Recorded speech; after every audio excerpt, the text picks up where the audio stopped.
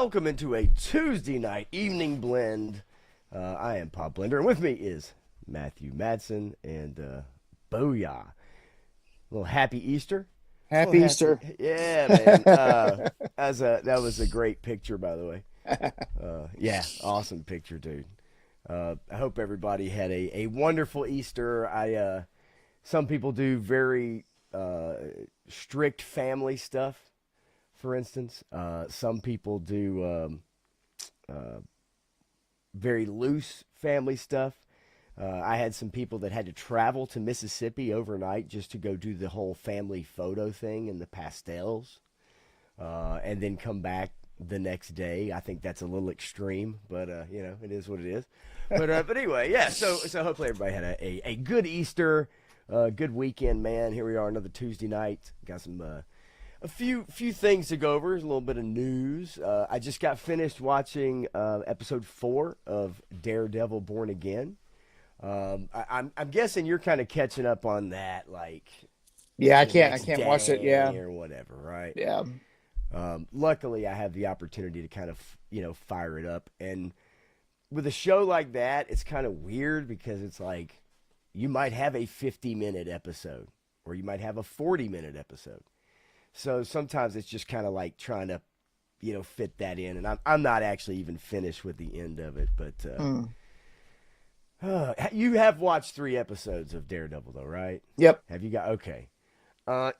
Tonally, before we talk to the chat for a second, tonally, what what are you feeling about it, man? Is there anything that you do like out of it this season?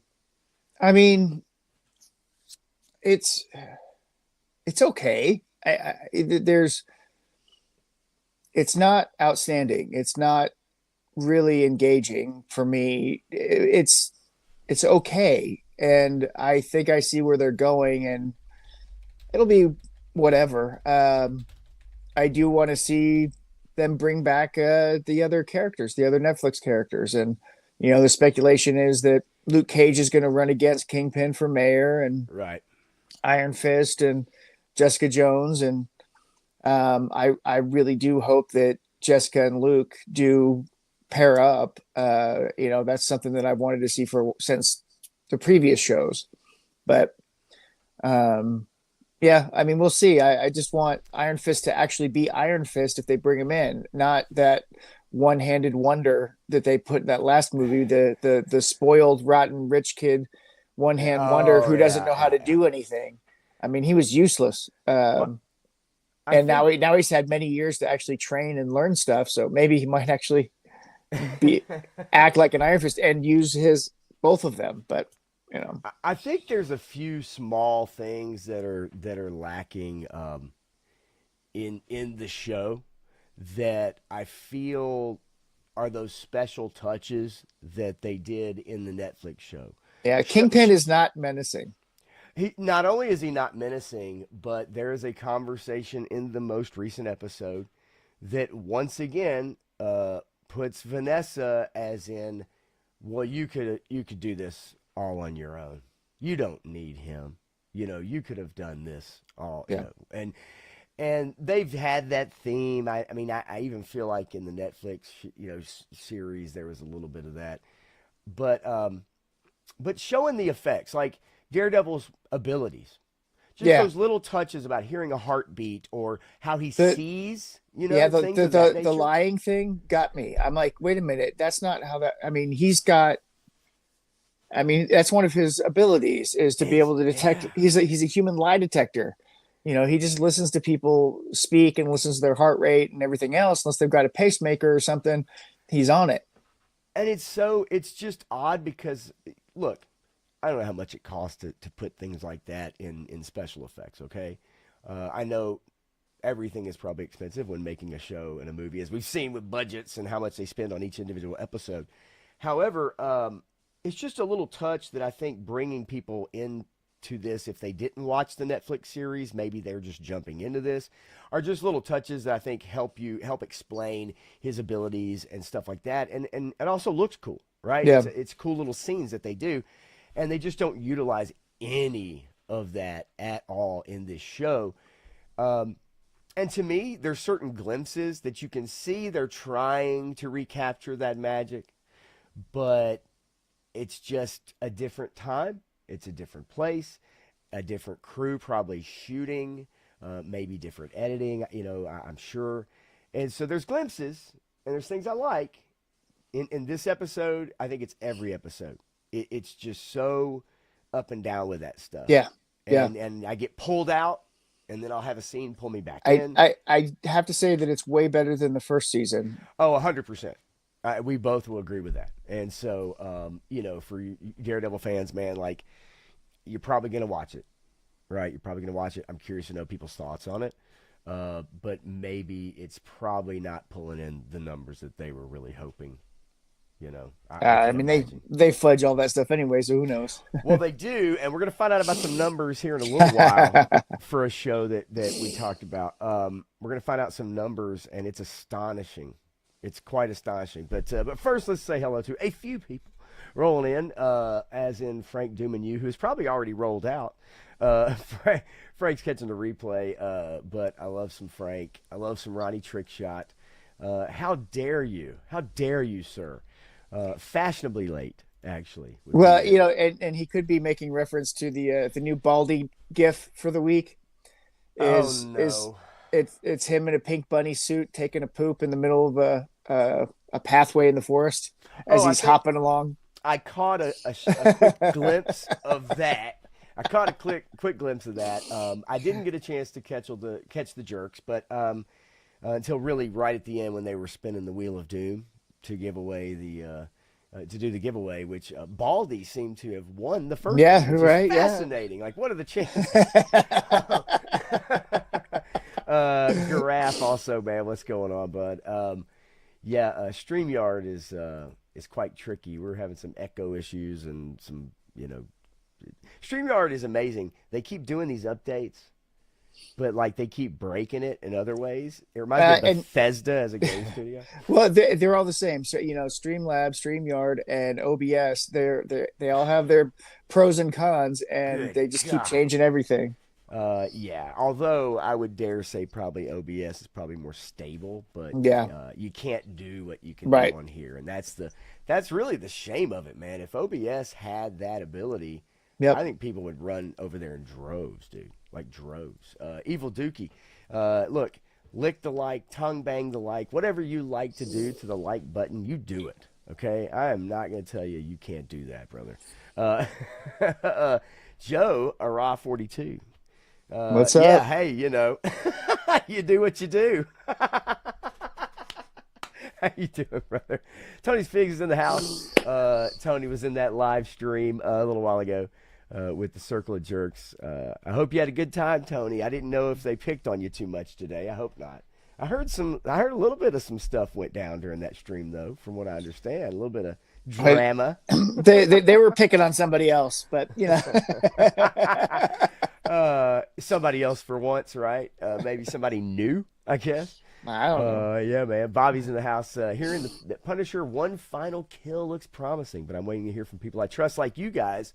Dang, I appreciate that, Bobby. We're going to talk a little bit about that special and where it situates. I guess. So that's right after Daredevil ends. Yeah. And then but before the movie comes out, the Spider-Man movie, Yeah. and it put it in the timeline like right before Spider Noir comes out, which is weird, but anyway. What I'm kind of bummed about, and I did not know until I kind of saw an article, is that Punisher will not be making an appearance in Daredevil season 2.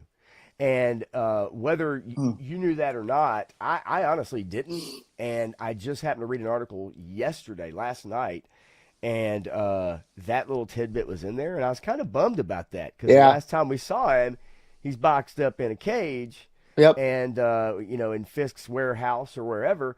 And I thought for sure by the They end had of this to. season they would break him out, and Yeah. evidently that's not the case. So we're going to find out what happens to Frank in his own special. Yeah, that was weird to me that he wasn't at least going to make an appearance in one episode of this season of Daredevil. Yeah. Nolan, what's going on, man? Good to see What's you. up? War Chest also is in the house. What's up, brother? What's going on? Turk Murphy. Hey, so Um, so did you release all that information to Destro as my spirit animal again? Because he had a whole leaked reveals thing going on. I hope so. I hope so. I really do.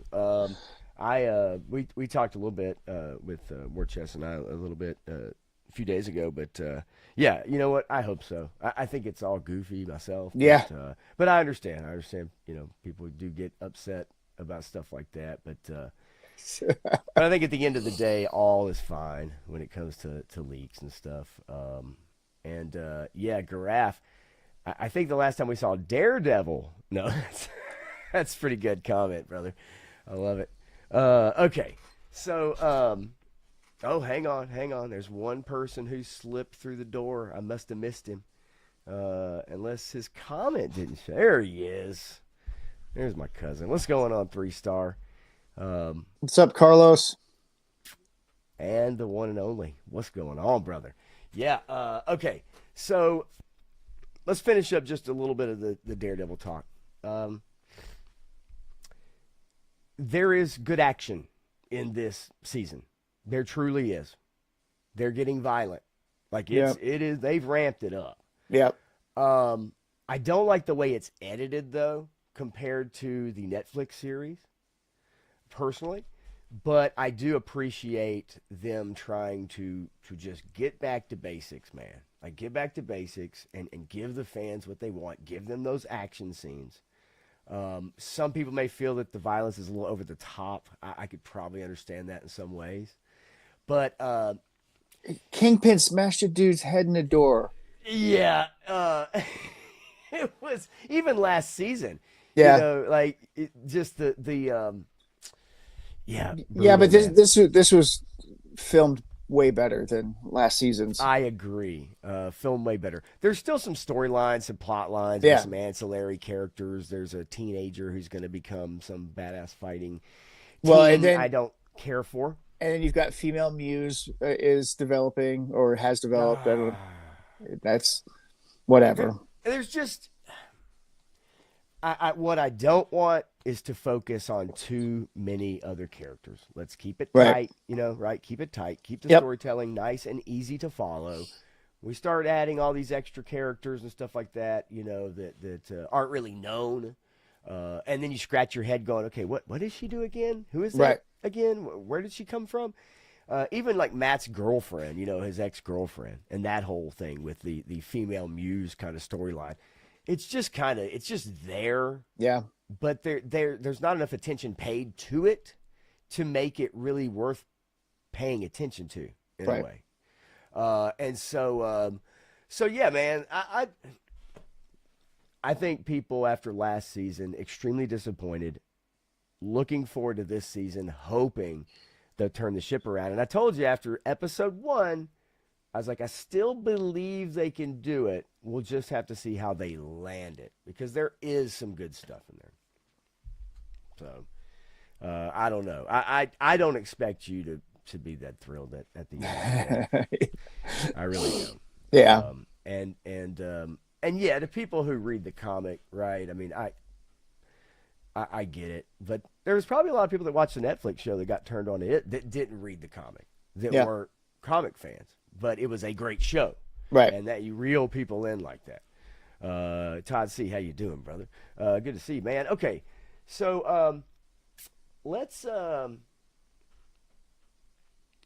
let's quickly go over the numbers. There is a story out right now, and I think you guys probably maybe have seen this. I don't know if you maybe took the family, but this is pretty it's pretty big stuff, man. Let's go to it. Here's Super Mario Brothers.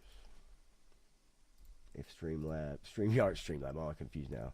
We'll cooperate. Okay, dude, this movie is blasting off like the last one. Yeah. Well, I mean, they gave it over a 4 day weekend, right? You've got Easter weekend, and most places, most areas had 4 days. They had Good Friday, and then they had the Monday after. Not all schools, but a lot of them did. And so you're giving them that much more time in the theaters, and so yeah, it's gonna take all the monies.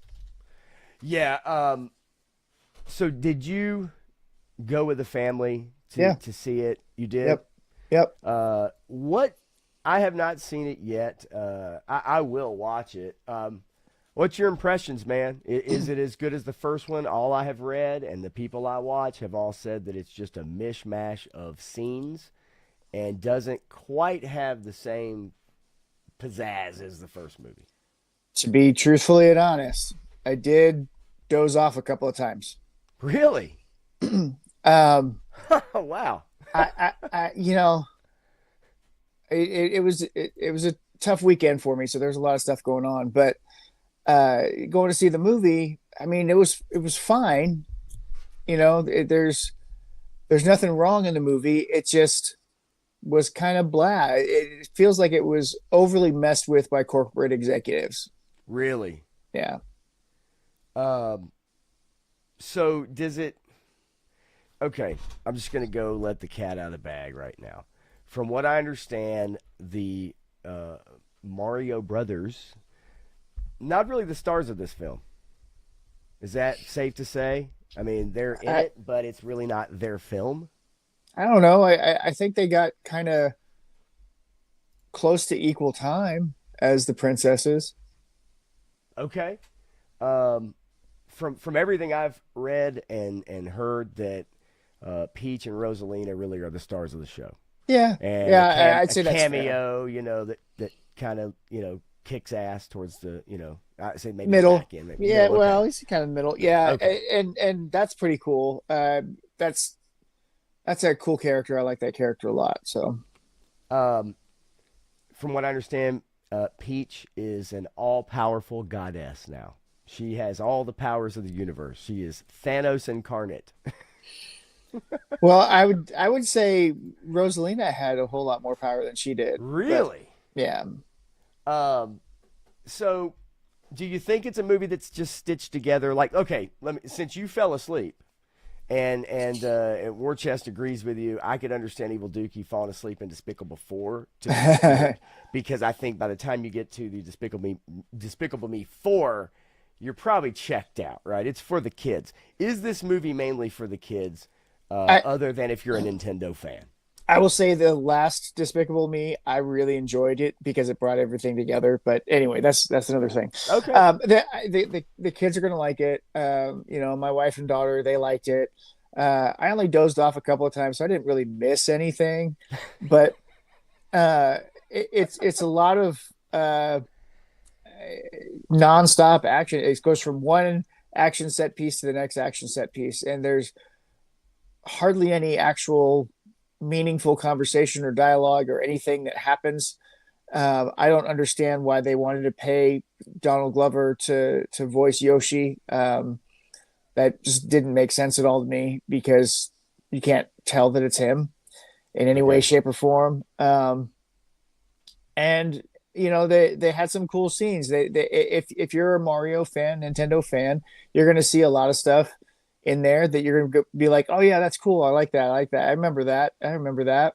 And the musical cues. I enjoyed the musical cues from the dungeon music and stuff like that they throw in there. That was what I was going to ask you about. How's the soundtrack? Because as someone who I grew dug it. up with it, you're going to know a lot of these tracks, right? A lot of these Yeah, songs.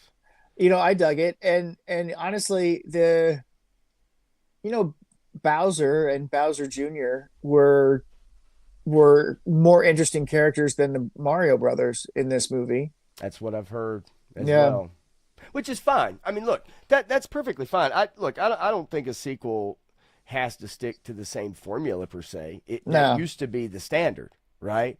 That used to be the standard, man. Hey, Stu, happy to be here for you, buddy. You know, for the most part, you just copied and pasted. Oh, Right. that's what worked the first time. And I think there's probably, I'm assuming some of that, or a decent amount here, just scene to scene action movie. Going through the different worlds, you recognize that background and that background. They do something fun with the scene that makes it look like a 2D game or whatever it is. Um, I guess maybe sometimes I feel like these movies sell kids short Oh in a yeah. way that they don't appreciate that kids are intelligent and that they do recognize story and plot and just traditional storytelling and not just action, right? Yeah. I mean, Yeah, no, and it was watching the trailers and everything. We caught a trailer for the live action Moana, and I'm like, this looks completely and ugh. utterly soulless. And having The Rock actually play the character doesn't fit. Um, I mean, he does a great job voicing it, but he's too old to to be playing that part. you know, I wanted to bring something up real quick as I'm looking it up really But fast if I can, but yeah, but Super Mario Galaxy, I mean, it is what it is. And it's unfortunate because you have things like Hotel Transylvania and Despicable Me and other projects from Illumination that have done a really good job of bridging the gap of making something intelligent and funny and engaging for parents and children to watch together and have a good time with. And I feel like this tried to do it, but in such a homogenous way that they didn't really succeed on the adult half. I think the kids love it though. So I mean, that's what it seems like, and ultimately, I think that's who it's made for. right. A quick aside: this is the comparison of the live action versus the animated Moana with Maui. And look, I appreciate the effort and everything, but yeah, I don't know, right? I mean, soulless is probably the proper word when they do these live action remakes, right? Yeah. Soulless. They try, I guess, but It yeah. doesn't seem like they really try. I was gonna say, I guess, because man, they really do. It just seems like to me, why keep coming out with these? I Yeah. guess they make enough money, but I Yeah. really don't get it at this point. So look, 190 million box office for Super Mario is an incredible take. Nice. I mean, an incredible take. $1 billion movie, maybe the top or second highest grossing film of the year. What do you think? It's going to be in the top five for this year for sure. What else do you think coming out that's going to top it? I know there's a couple you and I can think of. Yeah, well, Spider-Man. I want to say that the Minions movie might do more. Um, Really? I don't know. Mm. I just know a lot of people that love those little yellow guys.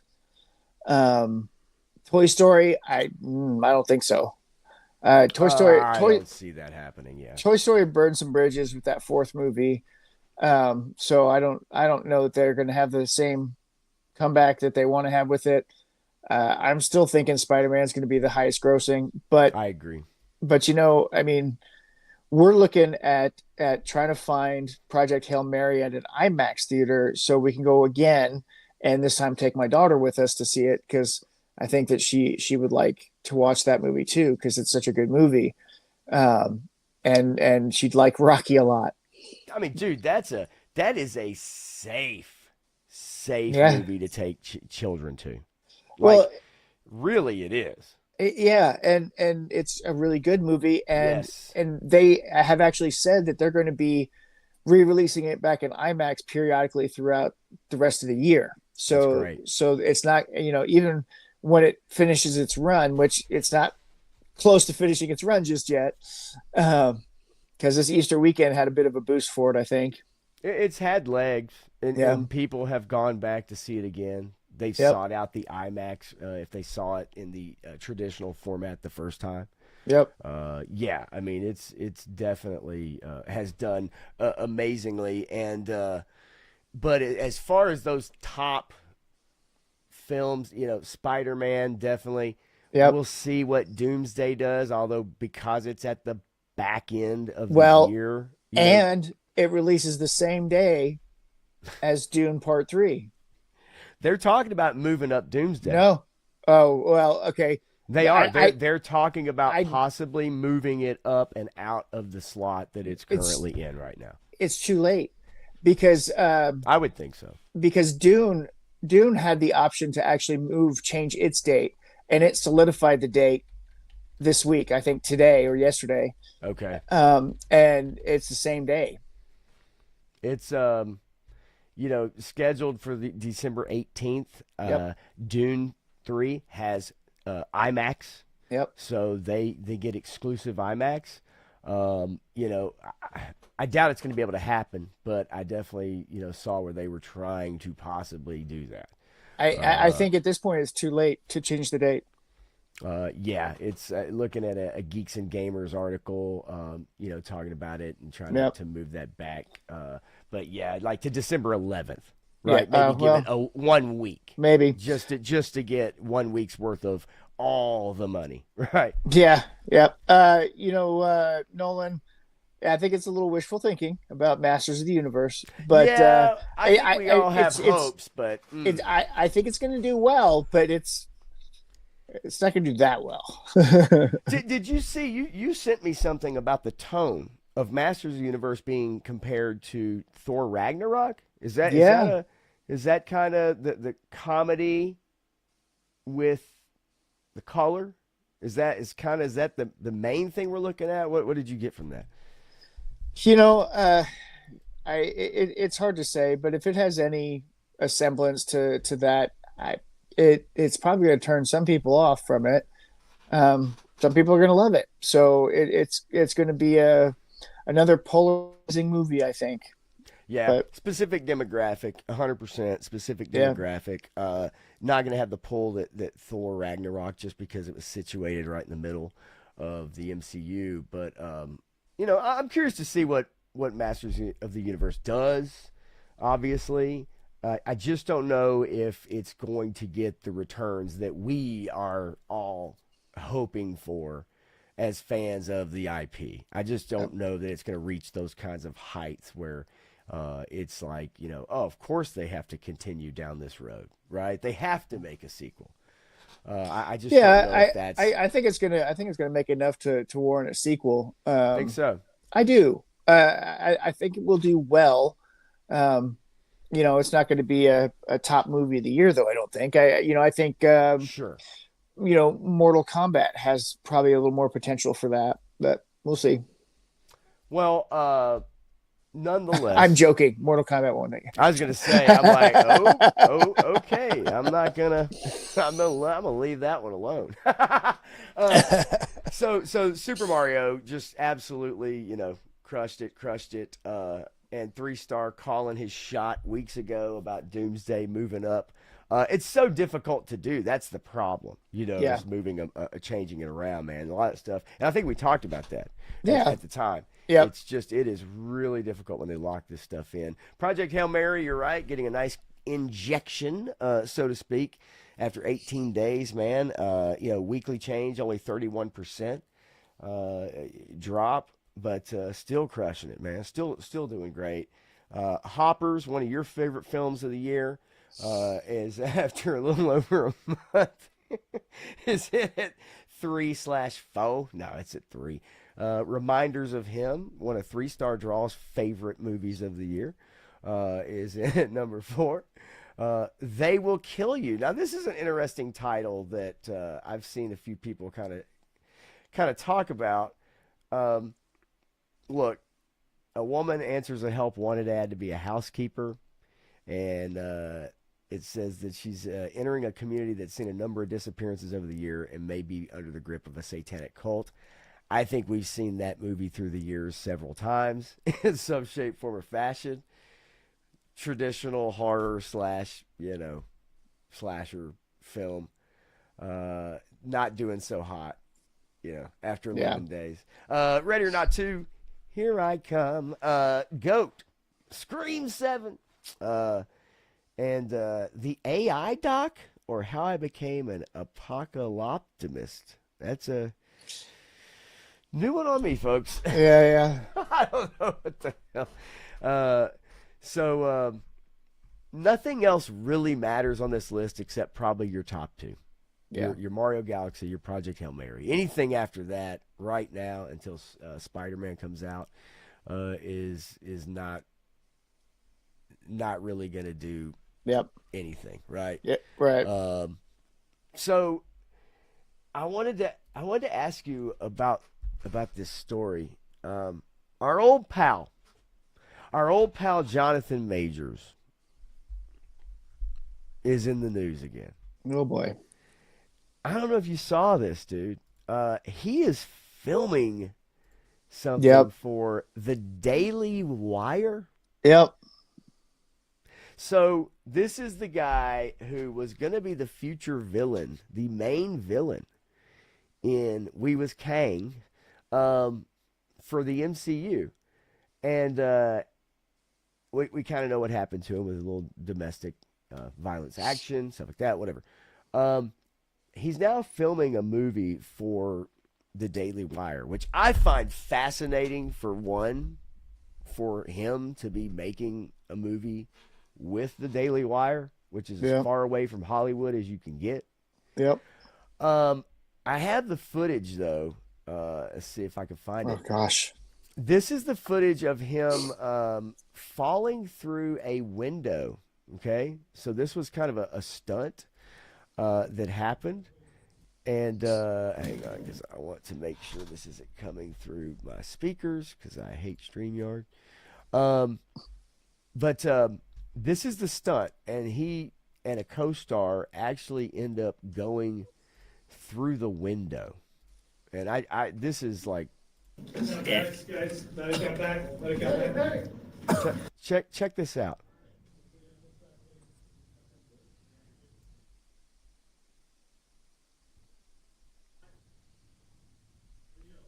And camera set. Here we go, guys. Ready? In 3, 2, 1, action! No! Guys, let it come back. Let it come back. Yeah. His co-star got like cut pretty bad Yeah. on his arm. I don't think that he got hurt. I know that the co-star Because he needed fell on the other stitches. guy. He fell on him. The other guy needed stitches all over. It says all over his hand. They fell 6 feet. So they fell through a sheet of glass Yep. 6 feet to the ground. You know that hurts, right? Yeah. Like that shit hurts. Don't know if they were supposed to go through the glass. You know, it's I like don't. I don't think so. and you know tempered glass, right? Unsecured on set. So not only does that, unfortunately for Jonathan Majors now, like another something happened to him, but for the Daily Wire, like, is that what their on set safety looks like? Is that common? Are we going to see a crow like incident on set with a blank and a gun or something like this? Crazy. Yeah. That's pretty scary. And evidently, the crew got so upset about it, they walked off the set. Yeah. And I'm like, well, but, you know, who's responsible for the scene? Like, who's Yeah. responsible for the setup? Is it the crew? Who is it? Like, is it another was it Rust situation with Alec Baldwin? I mean, that Alec Baldwin situation was completely his responsibility. He was the executive producer, he was the director, and he was the person who Right. pulled the trigger of the gun. So, in every sense of the word, he was the one that was in charge of making sure that all the safety checks were in place. He's the final safety check on all equipment and everything before filming, as the director, as the executive producer, as the actor in the scene. You know, so and he's responsible for hiring the armorer who set all that stuff up. Right. I'm So, just so curious about this, you know, and look, and it, accidents happen on set, but yeah, in yeah, this case, it clearly there was nobody thinking about any kind of safety issues. You know, having plate glass there instead of some kind of candy glass or something like that right. that you can smash through if that was what you were trying to do. And if you weren't trying to smash through it and you did, well, you done messed up pretty bad there too. Well, and it says unsecured. Now, there's not a lot more else about this. We'll probably see a little bit more information come out, and obviously the main star wasn't hurt. It's the other guy, but yeah, it just.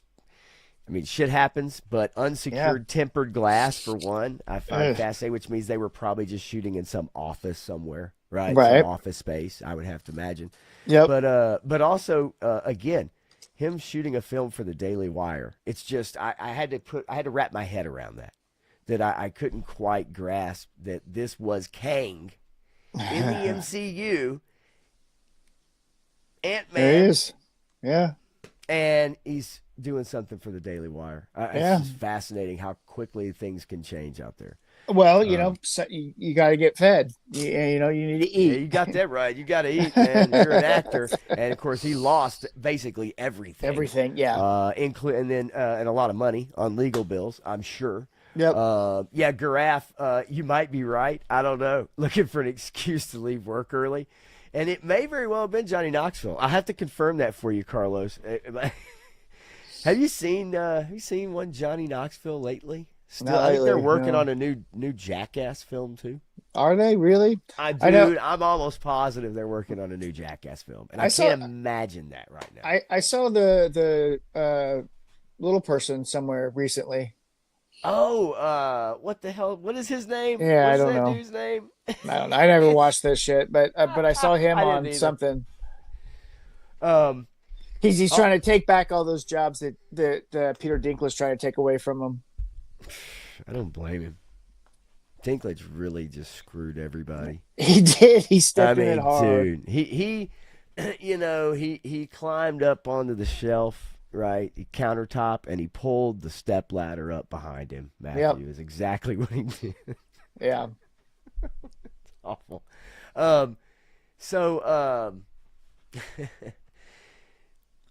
Spaceballs.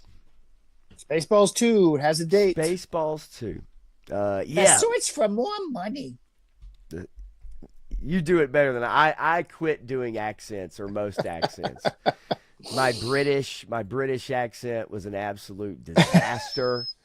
And so I've given up on certain ones. I can do country real good. I wonder why. I wonder why. But Joe fan, what's going on, buddy? There he is. What's up, brother?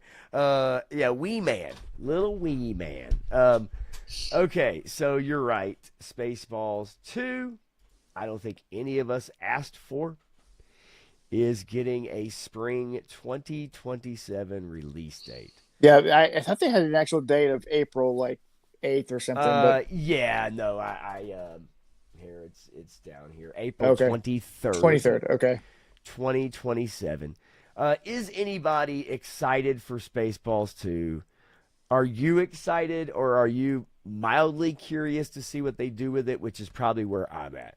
Yeah, I mean, am I excited about it? 25 years ago, I would have been excited about it. Bingo. Now I don't know. I mean, I always thought Mel Brooks was one of the funniest people out there. So, if he's still got that quick wit, which it appears that he does at 100 years old, but he's 100 years old. That's kind of my thing. Like, and I worry about how much Josh Gad's influence is on it, because I don't care for him much at all. Okay. If Mel Brooks is the guiding hand, yep. Okay, then there's hope. Yeah. Right? Yeah. But if not, then yeah, I'm with you. I have some worry about it. What I will say, and as we look at the cast, okay, so Mel Brooks, Rick Moranis, Daphne Zuniga, you have Bill Pullman, George Weiner, all reprising their roles from the first one, which can be funny. It also could be really bad. Yeah, I mean, really bad. Rick Moranis has been out of acting for 30 years. I mean, I just, it's just one of those things. It's like, and look, I saw him do some kind of little skit. I don't know if it's a commercial, I think, or something. It was not funny. It was not funny at all. So, yes, there's a lot of truth to that. You've been out of the business for that long. It makes sense that you're going to be super crazy rusty. Now, I'm not saying that over the course of filming and all that he could not get that back. What's up, 6'10"? Yo, Joe Daddy. What's up? Look, that like. I'm not saying that you can't recapture it, but we all know it's just true with musicians. It's true with actors for the most part. It's just human beings. Yep. As we get older, our skills diminish, our abilities diminish. And I'm not saying there aren't talented people out there who are just as enjoyable at 82 or whatever as they were at 42. But the realistic part of it is I don't think this movie can be near as funny or memorable or close to as entertaining as Yeah. the original. And it's just a curious choice to me as to why they're doing this in the first place. It really Maybe, is. maybe, just maybe, it's going to be one of the funniest movies we've seen in a decade. But It's got to pull no punches. it's got to pull no punches. It's got to be like Fackham Hall. It's got to be like supposedly scary movie's going to be. We'll see how that one turns out. But You need you really need to unload, right, with everything you've got, and don't need to be scared to do that. And yeah, we saw with Naked Gun, at least they were able to actually craft a pretty funny movie and had some jokes in there that I was a little surprised that they did have. yeah, But overall, at the end of the day, I thought that it was well done, and I'm hoping they can at least have some of the same success. But I just don't know. Again, we talk about recapturing the magic, like with Daredevil. That's just a few years ago. yeah. You're talking about recapturing the magic from Yep. many, many decades ago. That's really hard to do, man. I mean, it just is, and with actors who are that much older. Yeah. It's like you said. If this was 25 years ago or longer, then maybe it'd be excitement level would be at least somewhat there, right? Right. Yeah. Now that's difficult, man. They're gonna have to pull me in. Will I go to the theater to see it? Yeah, I'll probably go to the theater to see it. Out of respect. How about that? Yeah. There you Out go. of respect. Let's see. 3 stars says, have some hope for something. Finally getting Spaceball 2 is some of the best movie news we've had in years. At the very least, you still have Mel Brooks around. And I Yep. think that definitely gives you hope that for something Yep. good there. Absolutely. So we talked about Starfleet Academy. And we talked about the poor performance of Starfleet Academy. Yeah. Okay. I don't know who's seen this news. I know you've seen this news.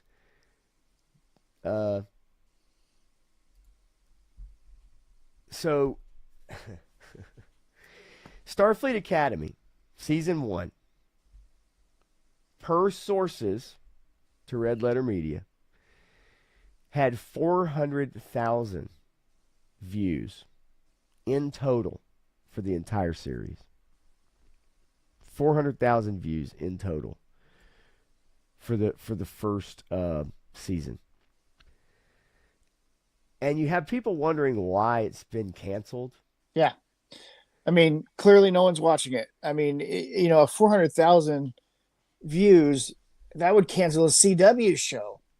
Dude, that Right? that is incredible, dude. Yeah. Look, only 400,000 views for all episodes.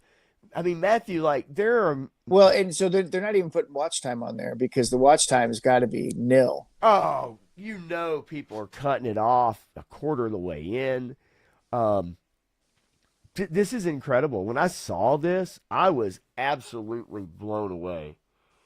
That it's not that I'm like, hey, I'm surprised, but like 400,000, if in fact that really is, you don't see that kind of number out of a mainline show that had spending whatever 10 million, 18 million an episode, whatever it is. Yeah, if you got under 4 million views back in the 80s on a main network, your show was getting canceled. I mean, dude, this is incredible to me that those numbers. You have mid-level YouTubers, man, that will get 400,000 views in a month, not somebody that's like at the top of the, you know what I mean? Yeah. Like maybe not one video, but you got people out there getting 400,000 views over the course of a channel or whatever, and Yeah. that have a webcam and a mic. Right. This is incredible. And season 2, they still have to do post production. Right. They still have to spend millions of dollars on post production to put season 2 out. It's already been canceled as a series, and they're going to release season 2. That I don't even know how that's possible. That you're going to just say, yeah, you know what? Yeah, we're going to lose a lot of money, knowing no one watched this show, and the only reason you're doing it is for superficial reasons, for virtue signaling reasons. That is amazing, dude. Like that, it really is. Yeah, it doesn't make any sense, and it brings to the point that they may not let the second season air. I can't imagine how you could. Why would you spend money on it? You know, you make the actors all happy. You go ahead and make it, and then you can it and you put it away, and sell it on the DVD package or something. I don't know, but whatever. No, I mean, if they're desperate for putting another show on their server, then yeah, they're gonna put it out there. But with the number of views that they're getting, why would they do it? Because they know that they're going to get less than what they got on the first season, because everybody already knows that it's canceled. Right. You're absolutely right. You're going to get less views. The only people who are going to watch it are the reviewers who are watching the train wreck. Like I honestly, it blew me away. Like that many views.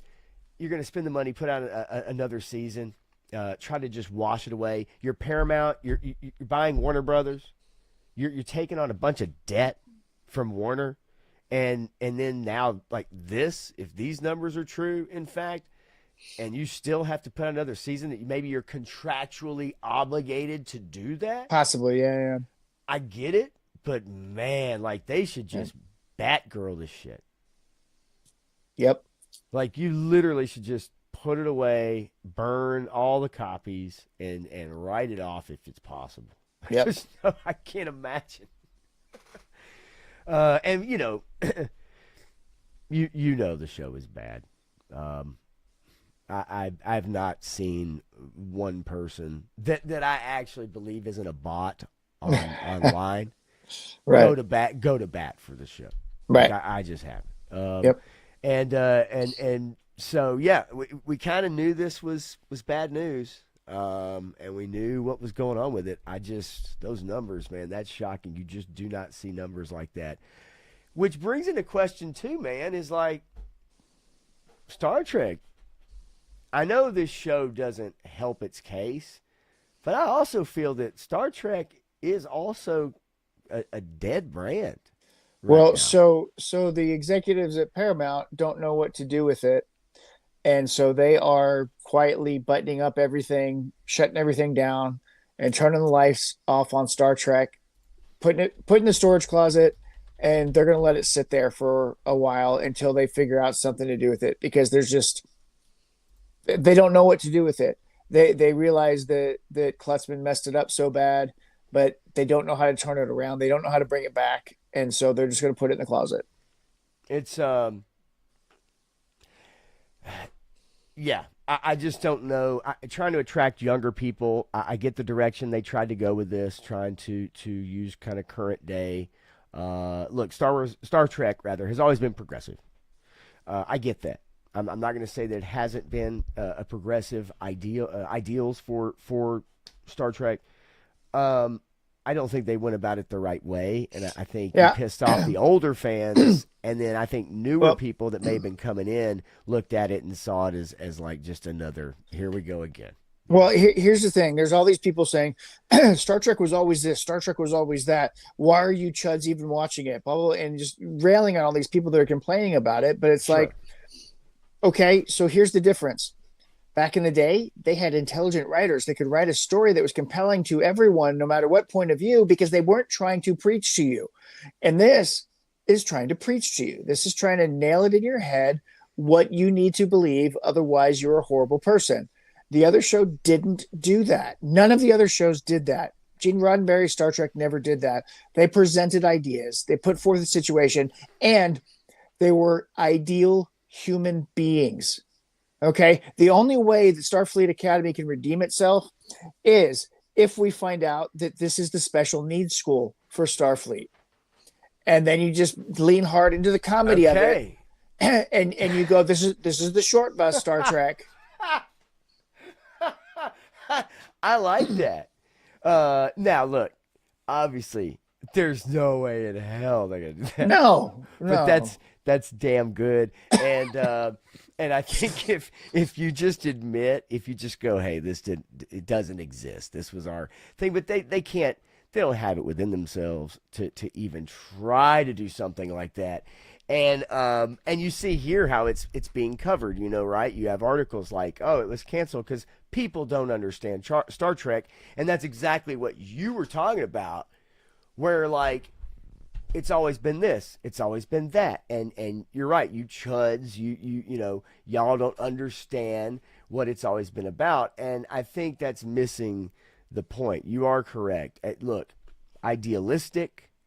This is what we'd like humanity to be moving forward. Yeah. But you're right. It never preached to you. It was very cerebral in its approach, and it made you think. And I was not the biggest Star Trek fan on the planet, but like, I liked Next Generation, in particular, that one, okay? But anything else that I've ever watched, it was cerebral. And it actually did, it entertained your mind, and it made you think about things. And that's because, you're right, the writers that they had were intelligent. They could craft good stories that were thought-provoking, and not just what this shit was, which was embarrassing and had no story. It had nothing going for it. Yeah. Yeah. I mean, it's ridiculous. The truth of the matter is that old Star Trek was good because they had better writers, because they were exclusionary, right? Okay. So they were not inclusionists. Yes, they believed in a diverse population. They believed in bringing people together, but Starfleet was also exclusionary. They refused to admit species, planets into the Federation because they didn't meet a minimum standard. Bajor didn't meet a minimum standard to enter into the Federation. For a long time, they had to mature. They had to get beyond certain petty conflicts that they were having on their own planet. So, well, and I think they had definitely gotten away from a lot of just like Prime Directive and things of that nature, where you have them interfering with a lot of stuff, right? And just trying to change people, change populations. I wanted to show you this only because, yes, this is how it's been covered by a lot of the magazines, a lot of the websites, is that people don't understand Star Trek. And I think what they do understand is bad writing.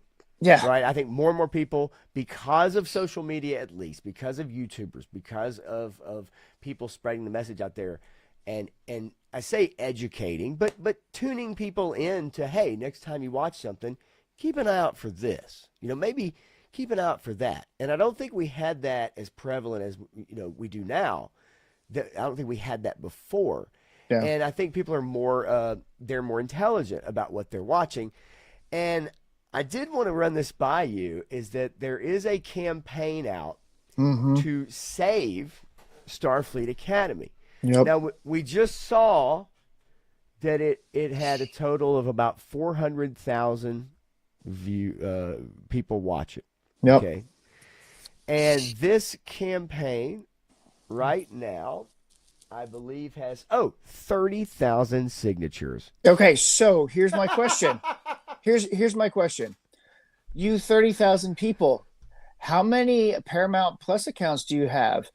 And are you streaming it nonstop? Because if you're not streaming it nonstop, and you and all the 30,000 of you have 5 accounts and you're streaming it nonstop, you're not going to get the view numbers up high enough for them to even pay attention. 400,000 views, people. 30,000 verified signatures, and I'm like, oh yeah, that'll get the network's attention. 100%. They're on board. Oh my gosh. Look, I appreciate the effort, but if this is all you can muster, on top of the fact that the show only got about 400,000 people to watch it, yeah, it's a unmitigated disaster. But I just thought that was so funny that I'm reading these numbers and I come across this article and it's like, oh yeah, it's got 30,000 signatures. It's like, oh well, they're definitely gonna bring it. No, Carlos, that is not Chudy from the Facts of Life. That is a mentally deficient hologram. She loves to lick things. She is literally a window licker. Yes. It's a hologram, which makes it even worse. Like, I don't even know. Who breathes underwater and can get tied up by ropes. Yeah. You can't make shit up, man. You really can't. Look at that crew. I mean, look, they're about to go on a laser tag expedition, down at your local mall. I mean, that's what that looks like. This is, Tootie. God, I haven't heard that name in years. God, I love that. I absolutely love that. That is fantastic.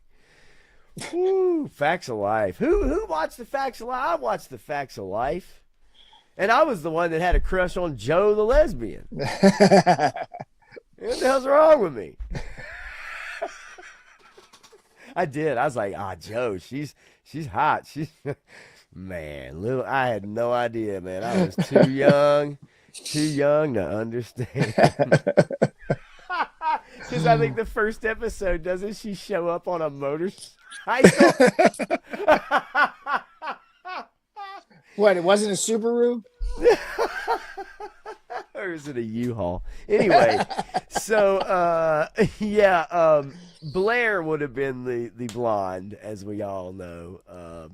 At least I think we all knew anyway. But yeah, Joe was the dark-haired brunette that liked to. She liked that band, the Scissor Sisters. I don't know if you've ever heard of them, but they are fantastic. Todd Ceases looks like a CW show to me. You're absolutely right, Todd. It's worse than that. It's worse than that. That was the production value. And there were CW shows that were better than this. I will say that 100%. And I didn't even watch a lot of CW shows, right? I mean, not much. So, yeah, Starfleet Academy. I mean, the hits keep on coming, bro. Like, the hits keep on coming. Like, we'll find out even more information probably about the disaster that is Starfleet Academy and what Star Trek is. Now,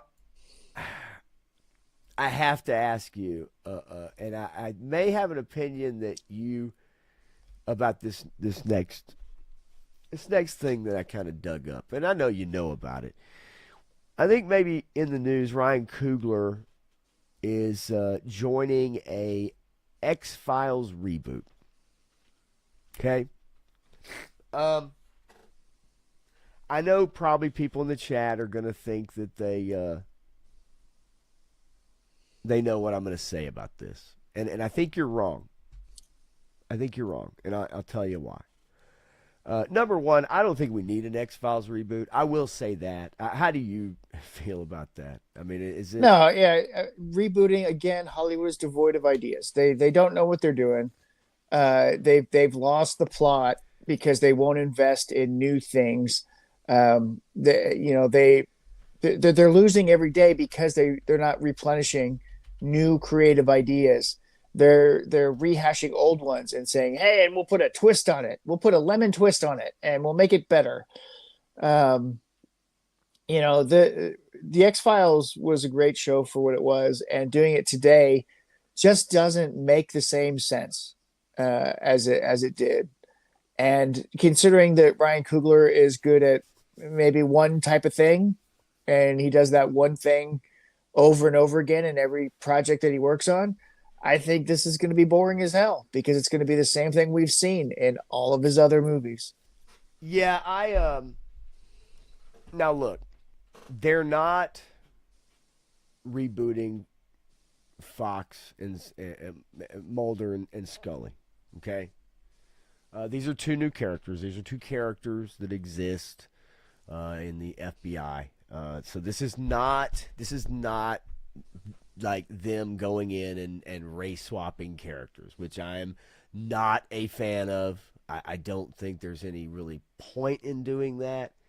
It has worked out occasionally, fine, but I just think it's, what's the point? Yeah. This is not that. So, look, Ryan Coogler is a hot property right now. Okay, we know this, Yep. right?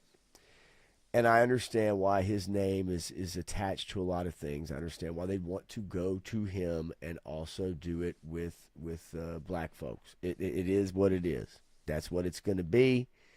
I don't know if this is going to be an all-black production per se, and I have not read that anywhere yet.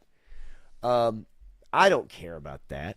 I think it'd be very odd to go, yeah, this was an all-white production. I think that would be strange as well to say. I think it's just a weird thing to bring up. I don't know what bearing it has on anything these days. But I just don't know.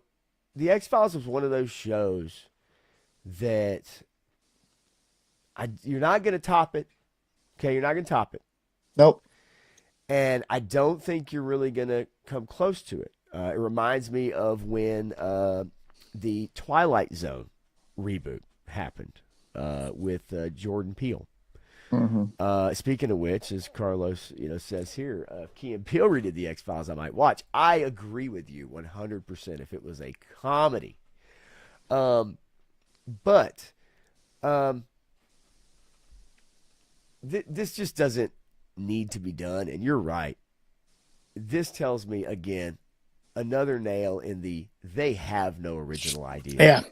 So, I mean, I will be interested to see what the hook is for the main characters, the impetus to get the ball rolling on it. Mulder had such a great backstory. It's kind of hard to beat that.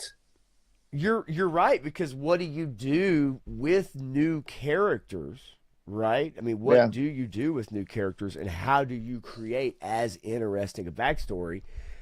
Is going to be difficult. I mean, you're absolutely spot on about that. It's let's see here if I can find this here. Confirmed Danielle Deadweiler as one of the leads, if you know who that is. But Hulu ordered the pilot for it. It says Himesh Patel joined the reboot as the other lead. Not a lot of details, but they aren't playing Scully or Mulder. And they're two highly decorated but vastly different FBI agents form an unlikely bond when they're assigned to a long-shuttered division devoted to cases involving unexplained phenomena. So it looks like it's going to be in current day, which also does scare me a bit. Yeah. So, right. What kind of files are they going to be investigating? I mean, we've kind of investigated all of them with the original show. So, well, they're going to be investigating the Malcom X files. That is files. That is such low hanging fruit. I didn't want to go there. The Malcom X files. They've. I mean that joke has been around since this was first announced. I know, right?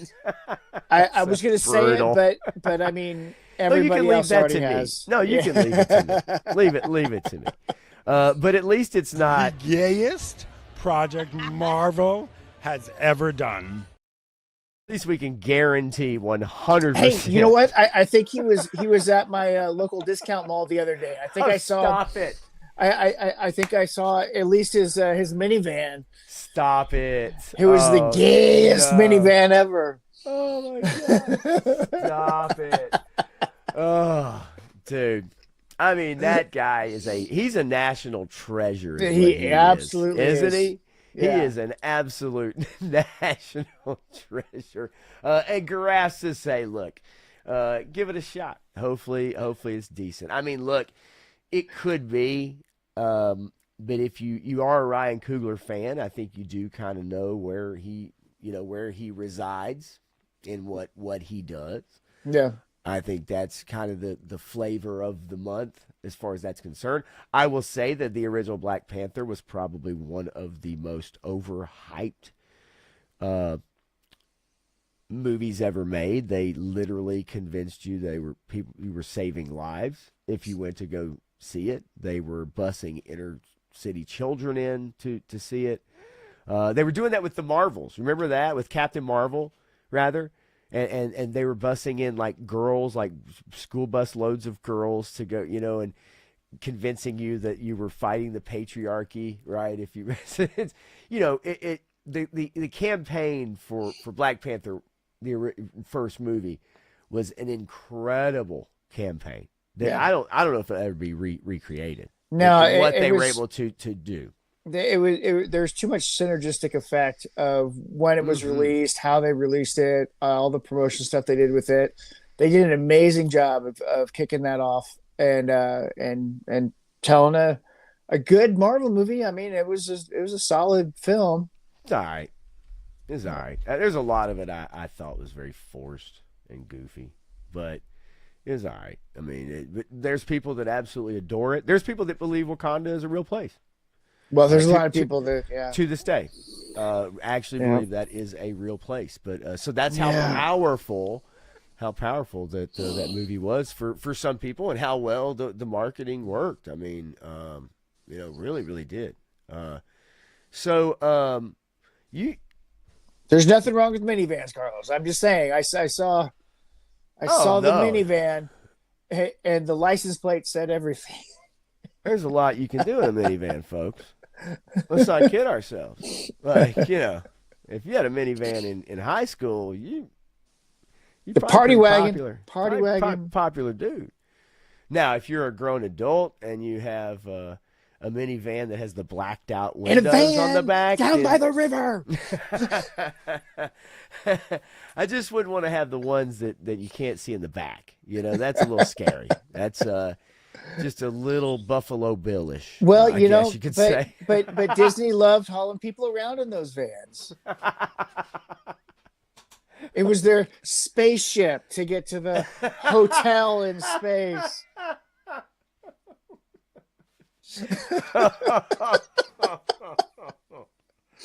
Oh no, what a disaster. What an absolute disaster. I'm pretty sure you sent me this, Matthew, and I want to get the chat's idea on what they think about this casting decision. I sent you a little bit of a joke back, but I kind of want to get an idea of what you thought about the Batman 2 has made a casting decision. A bunch of them. They've released a bunch of casting choices. Sebastian Stan has officially been cast as Two-Face in the Batman 2. Yeah. What do you think, man? Like, I mean, the guy's a good actor. I have no doubt he'll be fine. Yeah. Right? What are your thoughts on maybe when we might see the Batman 2 is kind of the issue. Man, I mean, we've talked about this ad nauseum, man. He had his mental issues. He had to step away from stuff for a while. He had to get his stuff together. And James Gunn was doing everything he possibly could to stop this movie from ever happening. And he just can't stop it from happening. And he's so frustrated because James Gunn says, I want control of everything. I want my Batman. This isn't my Batman. I can't incorporate him into my movies. And people are like, well, why not? You have a guy who's moderately successful as Batman. Let's continue that whole storyline. But James Gunn's ego won't let him. And so this movie, should it ever get finished being made, I think we'll do fine. I hope it does well. I like the casting choices that they've made for all the ones that they've announced recently. And if it happens, great. It's going to kill James Gunn's universe even more because it's going to do better than any of his movies.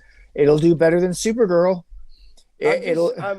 I'm just curious because I don't know that James Gunn's still going to be around when the Batman 2 comes out. Well, that's the other question, right? Is how much longer is Gunn going to stick around with all these failures? I think when Supergirl fails so hard, I think they're going to be done with him. I think you're right, and I think Supergirl is man. We're talking about. I mean, what did Superman do ultimately? Do you remember how Not much Superman did? not enough. Was it In the six? six? Yeah, I want to say it was in the six. Okay, so 50% of Superman, 60% of Superman. 60, I'd say 60%. I don't know, man. I don't know. The trailer's not interesting for Supergirl. The premise is not interesting. The character's not interesting.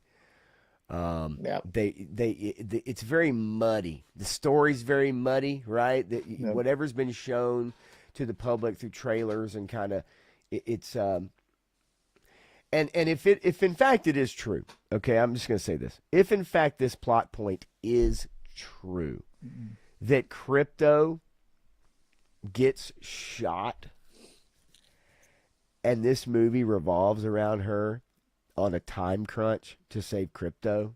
3 days. That's what the trailer said. It was all in the trailer. The second trailer had all that in it. If I know, but what I mean is if that is literally like it, you No, so I mean the whole movie is, hey, look, we have a girl OP Star-Lord. She's got the same coat. She's got the same attitude, except for she's more drunk all the time. But she's got laser eyes. She's got laser eyes. And then look, Lobo's in it too. And the dog. It's all about the dog. So we have a whole movie that's supposed to be a tentpole movie, and it's all a side quest. It's all a nothing burger. Dude. I mean, for her to say she has no family when Clark is her family. I mean, literally her family. And she's like, I don't have my people.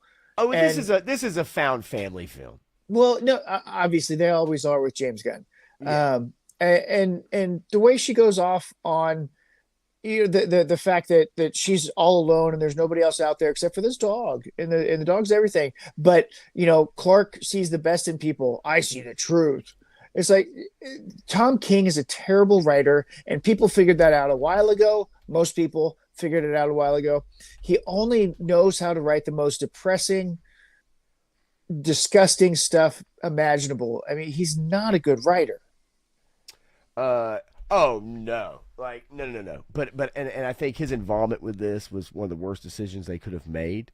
I have no problem with Millie Alcock as an actress. I think she's fine. Sure. It's the character that she has to portray, the version of this character that's been rebooted and like origin story how many times now? Well, yeah. So we got to take it. Is it the Phantom Zone? Is it Kandor? Is Kandor another planet or another city on Krypton? There's all kinds of different backstories about the time dilation effect from the Phantom Zone and her, why she's older but looks younger, or all this other stuff. She's supposed to be stronger than Superman because her exposure to the yellow sun is different. But yeah, there's all kinds of weird things with her that you can go back and retcon and make kind of whatever you want from it. Well, in pertaining to Supergirl, I just don't know that anybody's going to care about a drunk party girl, storyline, who ends up kind of caring at the end and saving her dog. I just, the drop off is going to be, it's going to be just incredibly drastic. I think from week 1 to week 2. The only way that the drop off from week 1 to week 2 is not like super dramatic is if week 1 is so bad. Well, and that's kind of what I'm expecting. I really do believe that the opening weekend for Supergirl is going to be so uneventful that they may very well have to just. Do you think that they would give James Gunn like completion or let him finish Man of Tomorrow and then just hey, this is it, like no. This is your swan song? Or you think No. they'll just say let's just cut our losses? Yeah, I mean, because he's got the Clayface thing before that. Oh shit, that's right. Right. Oh, God. So we've got Clayface before Man of Tomorrow. So if this Supergirl Holy movie fails so moly. bad, I don't know that they're going to let him finish Clayface. Yeah, man, this is I just it has disaster written all over it. It just really does. He's just made these curious, weird choices with the DCU, and then he's picked either the comic stories that people really didn't like, right? The to go to pull from, or versions of a character, the Creature Commandos thing. I'll never forget that opening thing where he's laying out the plan for the DCU, and everything he's naming is like, what the fuck are you talking about? Yeah, Like, this is your plan? Like, this is, and it's like all side quest stuff. it It's is. like, what are we doing here? Just incredibly, uh, not short sighted. It's just not even Not even seeing. inspired. It's not Yeah, inspired. yeah, you're not understanding where this DCU really needs to go. It has Yeah. to be bankable, Yep. and I think it just started out on the complete wrong foot. Really quickly, man, I need to take my contacts out Okay. because I Yeah. honestly not only cannot read the chat right Oh now, no. I can't even read the text on the screen to read an article or comment on anything. Okay. So my apologies. Is there anything that you'd like me? You want me to put you full screen? You want to show anything? No. Whatever Hey, you want to do. no, If you want to do it's right that, here. then let me. Yeah, No. you just take it away. Oh wait, we're here at the same time. Hell yeah! All right, what here? I'll throw you on there. There we go. All right, I'll be. Nah. I know you're not Crow. Come on, I'll be right back. All right, Joe Fan 84. You had the minivan with the inflatable mattress in the back, but never used it. You're too nerdy. I get it. I had a 1978 Datsun pickup truck. I had an air mattress in the back of there. I did actually use it because I'd go camping in my pickup truck, but nothing exciting. uh, and then Clint, they should cast two people, Brad Pitt and James Olmos, to be the half of it. That'd be interesting to have somebody, literally two different voices, at least the voice part. I think that'd be cool. But yeah, so I'm actually curious about the Clayface movie. I'd be curious to see what he would do with that. I don't know that it's going to happen. We go back to this whole Firefly animated show thing, and you can talk about that and look at it, but honestly, they're begging to have it made, and nobody's biting. So they've got to round up enough money and distribution rights and all that kind of stuff for it, because Disney didn't want to do it. So, Firefly's kind of out of the picture there. Somebody earlier was asking about the pushback for the action figures for that whole wave, Sundowner, Dawn, and all them getting pushed back to July. And I think that coincides with what Hasbro had on their website. So that's, I guess falling in line, but everybody got the notifications today for all that stuff. You had an air mattress in the back of your hearse, so that's funny. I've got a good hearse story too. My music teachers in elementary school, they had a hearse and they would rent it out sometimes, but sometimes they just drive it around town because they have to, fill it up with gas or whatever.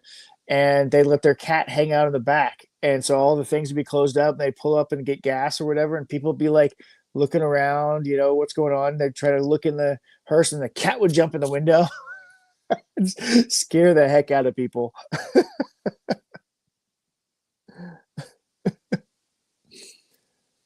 Oh yeah, Pop had to step out for a second. His eyeballs were falling out, so he had to go clean those up and get back to whatever else is going on.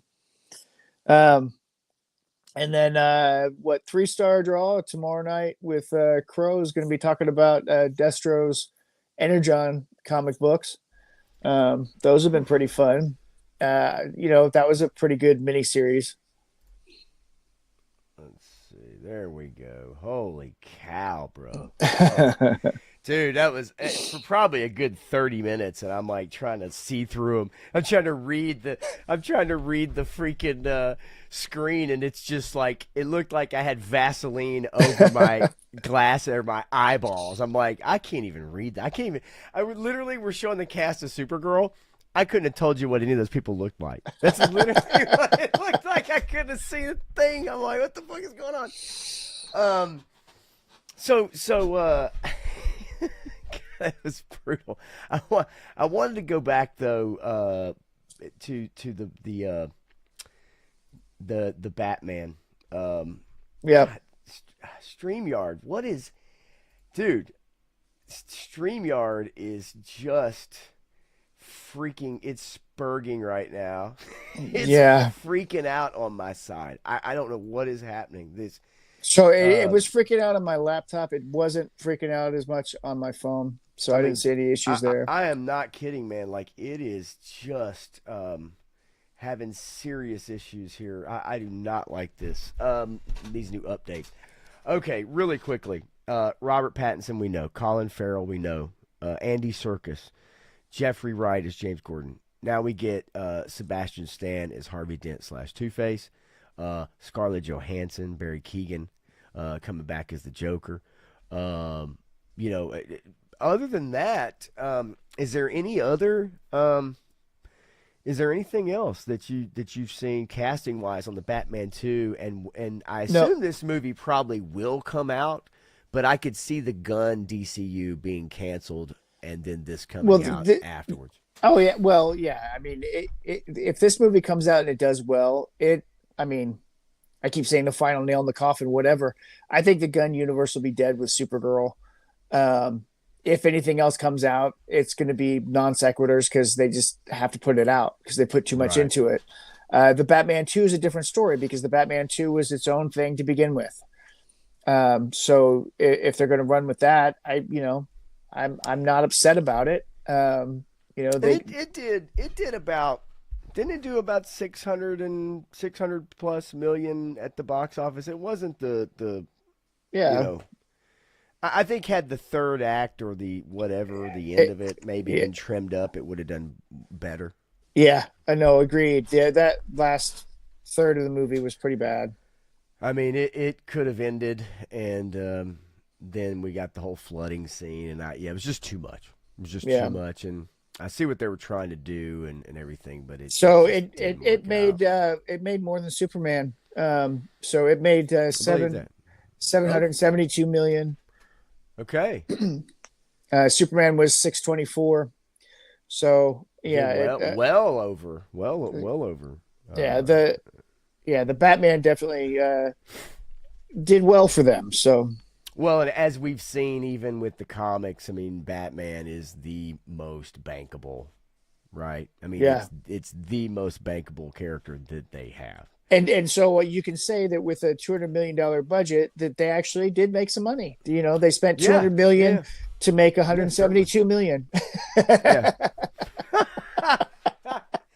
That's something, man. It's the math just doesn't math, does it? You know what I mean? Like it just don't math, man. Look, as far as Stan goes, I think the guy has the ability to play two different characters. I would think so. I think he's quite talented. I think he's actually kind of funny, engaging person. So yeah, I like him. So I think he'll do well with this part. I could see where Clint saying that like cast two people. Now, I don't think that would ever happen. It's kind of the same thing as I said with the Motu movie with Masters of the Universe that. Casting one guy as Adam and one guy as He-Man, to me, is ideal because I think it would be fun to have that drastic change. Yeah. But an actor's not going to, And the studio probably doesn't want to do that. They would prefer to have an actor be able to portray both roles because you're going to need to see that same person. Harvey Dent doesn't completely change. It's only half of his face. Now, the Edward James Olmos and using half the face, that's pretty interesting. That's pretty brutal, too. But, I just see that, it would almost be, I guess, impossible to pull something like that off, I would think, right? I don't think an actor would be like, yeah, I'm only going to play half the movie, Right. as this person, right? I mean, but it is an interesting question. I just thought the He-Man movie, in particular, would have been a great place to have that kind of thing happen. Right. Yeah. But yeah, man, look, Batman 2, I want to see what Matt Reeves is able to do since he's been on such a hiatus. Yep. I really would like to see. I mean, look, I'm rooting for the guy considering some of the most recent things that have kind of happened with him. Yep.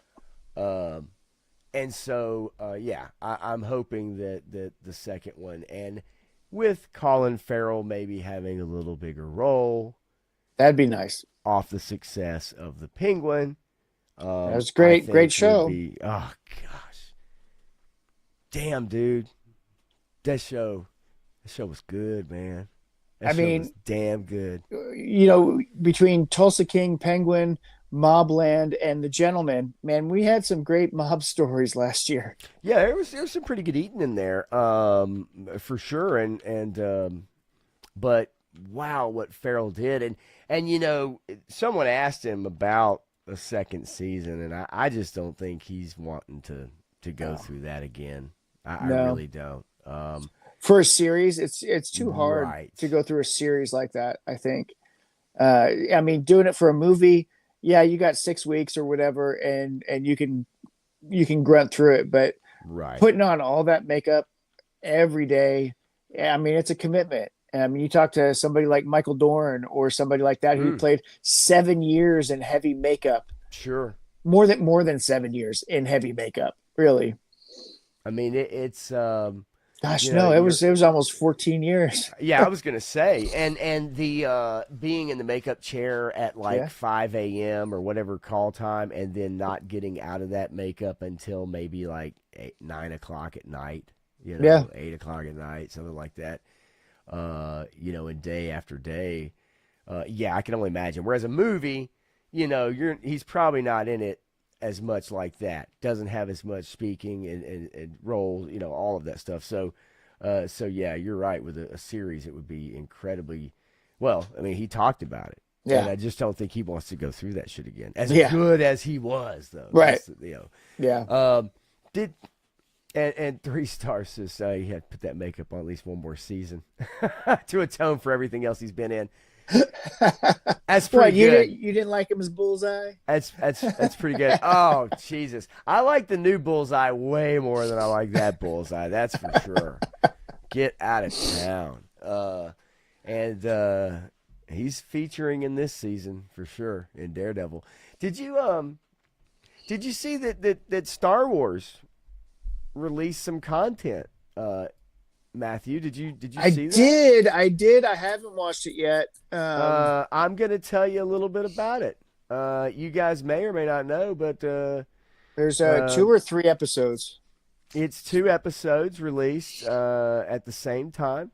Star Wars Maul Shadow Lord. I will say that I am I do like the Clone Wars. I'm not gonna lie. G.I. Jetman, how you doing, buddy? I know that someone I like to watch, Ryan Kennel, got in an argument with me when I actually hosted him at my barbecue restaurant when he was moving from California to Florida. And I'm gonna tell you guys, all I did, Matthew, you'll appreciate this. All I brought up was season 7 of the Clone Wars. And I brought up the scene where Maul is locked up in that coffin, okay, that captures Jedi. And the music in that scene where Rex and Ahsoka are on the front deck, like the bridge of the starship that they're traveling in to take Maul back to Coruscant and turn him into the Jedi and blah, blah, blah. And I'm talking about the music. I'm just merely, and I think the music really is in that scene is just haunting and foreboding, and it's really, really a good scene. And Yeah. you're hearing Anakin turn to the dark side, and Maul is seeing this in visions while it's happening in real time. Ahsoka's feeling it at the same time, and the music is incredible. It's a very good scene. And in front of everybody, Ryan looks at me and just starts going off. Now, I mean, look, I had the guy's phone number in my phone. I still have his phone number in my phone. I talked to him personally a few times. This guy, if you don't know Ryan Kendall, he's part of Geeks and Gamers, but he's a YouTuber. He is known for being getting very angry, Especially at food orders. especially at food orders. But just very passionate and a huge Star Wars fan, super Star Wars nerd, like books and comics and all the stuff. And he just absolutely unloaded on me in front of everybody. And there was like 2 or 3 other guys who were like, oh, yeah, that scene is cool, man. He was like, Dave Filoni's a cuck, blah, blah, blah. You know, I mean, just going off. He's a feminist piece of shit, you know. And I'm like, you know, like, oh, my God, man, like, chill, you know. But so I do like the Clone Wars. I did enjoy the Clone Wars. I will say that till the day I die. Yeah. The animation has only gotten better, folks. Yeah, it has. It is amazing what they do with the animation at Lucasfilm. And with this series, it is no less. I mean, it is fantastic. I will say when it first came out, I did not like that animation style at all. I agree. It was horrible. It was horrible. But it did grow on me as they improved it, as it got better, as the story unfolded, and I thought they did some cool stuff with it. But it got better and better each season. I'm with you, though, on the angular kind of animation. And it was not very good. Season 1, and there's some really awkward eye blinking from Obi-Wan and like strange Hey, but guess stuff. what? We get to see Stinky again in the Mandalorian Grogu movie. Yay! Yay! Stinky from the Clone Wars. Yeah. Oh, yeah. Yeah. No, you're right. He's all grown up, right? Yep. And tossing sons of bitches all over the place. So here's the deal. Maul Shadow Lord. This is Maul. This is organized crime, so to speak. This is the Empire in power. And I got to tell you that the first couple episodes, they are engaging. I like Maul as a character. I know people are very upset that they brought him back, but that was a George Lucas decision. That was a Lucas decision to figure out a way to bring Maul back from being bisected. And the way they did that, I felt was quite interesting. Yeah, Lucas had a whole different plan for Maul. And I think this is that plan. Yeah. Just tweaked a bit. Yep. Okay. But I like the first 2 episodes. You can see on IMDb and Rotten Tomatoes the score here is pretty good. I don't trust those. That's not my end-all, be-all by any means. So I like to use my own eyes for stuff that I really do like or care about. And first 2 episodes are good, man. I recommend it, Matthew. I think you'll enjoy it. Yeah. There is, hey, they're not playing around. Like they're, this is not your kid's cartoon show, probably. Yeah. Not at least in the way that people think of animation, right? Right. This is, it goes some places. There's some good stuff on here, man. So I recommend Maul Shadow Lord. I think it's going to be worth it. And I think hopefully they'll land this plane. As far as how many episodes that you're gonna get, I was trying to see. I can't remember exactly how many they've got lined up.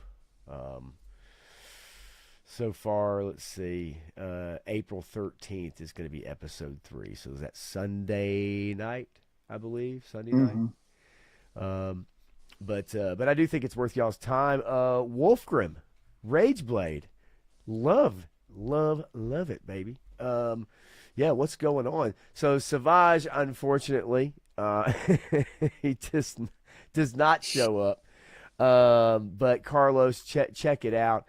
3 Star says bringing it back was dumb, but he was too cool to be a one-hit wonder in Phantom Menace. He was a Right. good part of that entire movie. A lot of people agree with you, even though he wasn't a large part of the movie. It's just he was the memorable part of the movie, right? Ray Park, awesome. Yep. But yeah, I definitely recommend. I definitely recommend the show. I think people are going to really like it. And is it going to save Star Wars? No, it's not. And there you go. They put a notch in the case right there. Put a notch on the board from Wolfgram. Yes, Nice. I liked it, and it is promising, and I do really love what they've done with the animation. Yes, G.I. Jetman. Do you remember that, Matthew, at the very Yep. end of Solo, and Maul He is was- standing there in a hologram? Yeah, he was the head of the Black Sun Yep. Mafia. Yeah. Had that movie been originally done by Lord and Miller, I don't understand Kathleen Kennedy. I just don't. And what may have been out of Solo, Yeah. and then what they may have been able to parlay that into with Maul.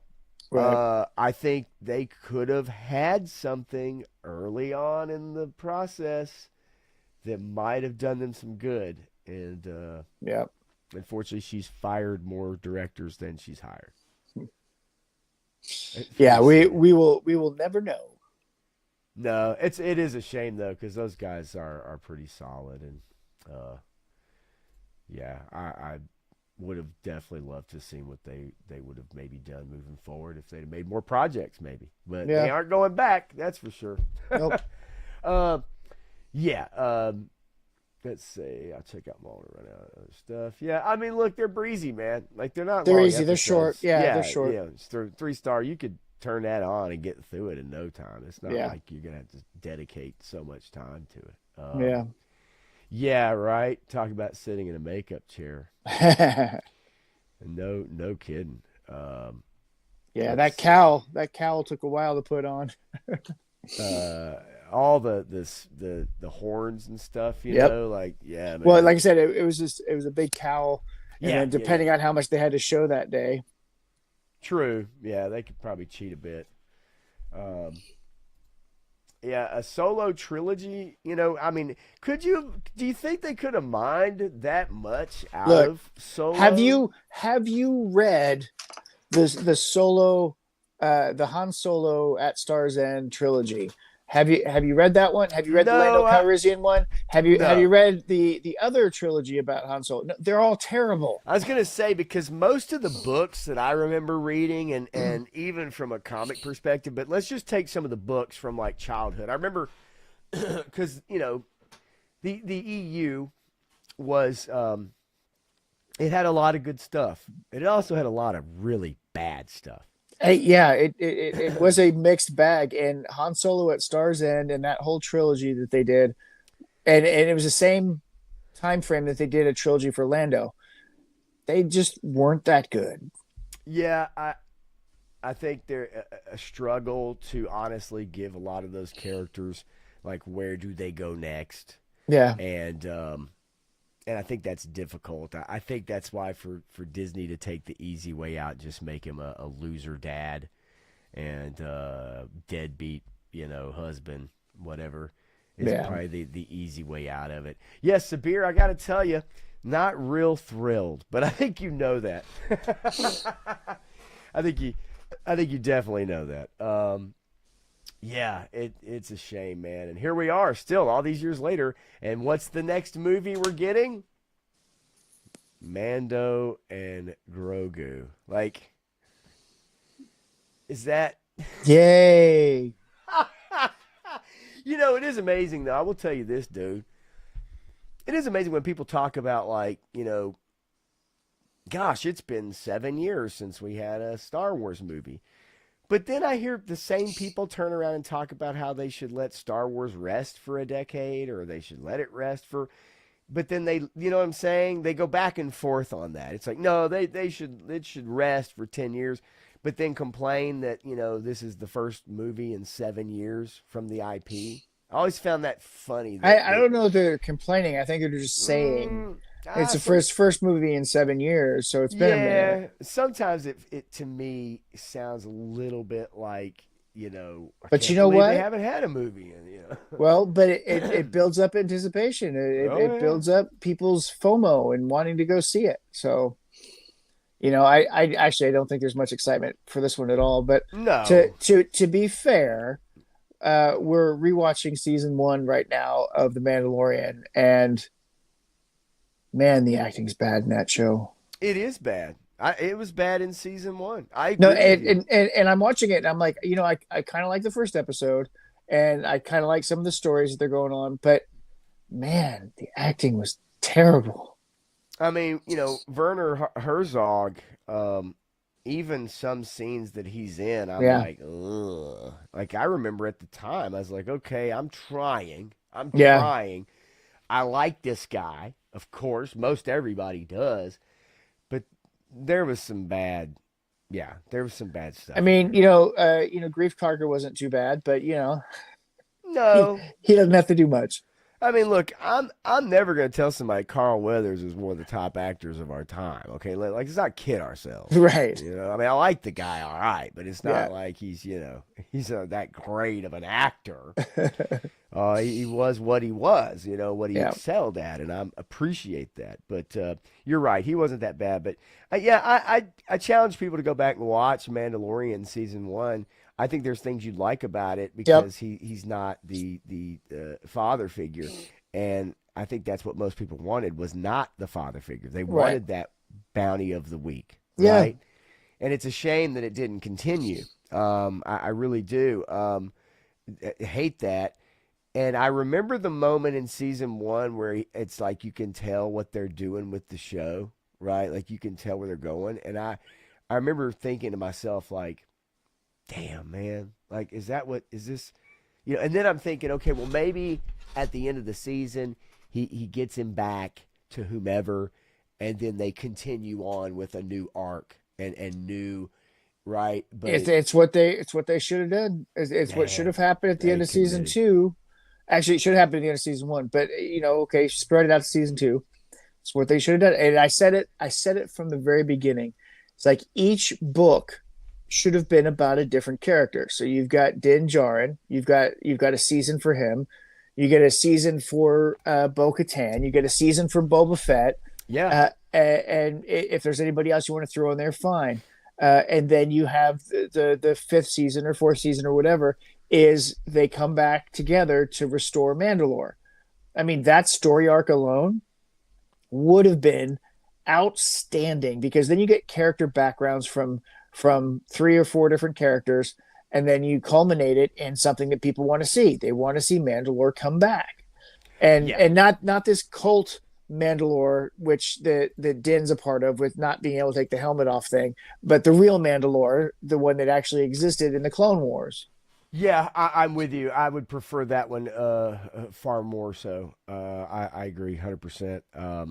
Yeah, I think that path, it's a shame. It's just a Yeah, shame. You look at it, you just think of the missteps and the directions that they went with these shows with Boba Fett. That show's embarrassing. I mean, it is so it embarrassing to is me. absolutely embarrassing. Yeah, no, It it's truly is, and I feel bad for Tamora Morrison. yeah. Just the fact that probably super excited. Phone's probably not ringing. Oh God, right? Yeah, like a bantha, like a bantha. Oh God, what they put that poor guy through should be ashamed of themselves. Yeah, And now that he's been at cons telling fans like, hey, go out and tell them you want more boba. It's like, well, now you just nailed your own coffin shut. Like yeah. they hate that shit. That's Yep. the last thing they want, especially the old Pablo Hidalgo motherfucker. He hates Um, everything. yeah, he's That guy is, sad person. yeah. I was really quickly. No, GI Jet Man. That I can almost tell you that is never going to happen. There's been no progress on a script. There's been no progress at all on a Ray movie. It's going to None. come out at the same time that Ryan Johnson's trilogy comes out. Oh, hell yes. And Dan Okay. and Dave's Star Wars that they were promised. and Damn. and the Gina Carano Republic Commandos TV show. Man, it's again, the best laid plans, baby. Yeah, no doubt. Really, really quickly, 3 Star's been trying to crush a whole bunch of television. Now, look, One Piece season 2, I'm all on board there. That's good. Wednesday season 2, Matthew's on board there. A third of Breaking Bad rewatched. I think we're both on board with that. And then 2 seasons of American Horror Story. Maybe the first couple is about as good as it gets there, in my opinion, maybe. And then, unfortunately, going back to work, yeah. So you've been crushing a lot of TV. I can understand rewatching Breaking Bad. It's easy to do. It's easy to fall into that, right? Because it's such a damn good show.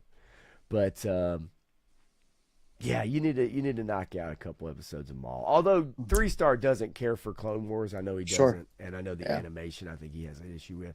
Yeah. Grass says it doesn't need a rest. It needs Disney to say, ignore the horrible fan fiction we've done to this point. Here's the first movie that counts.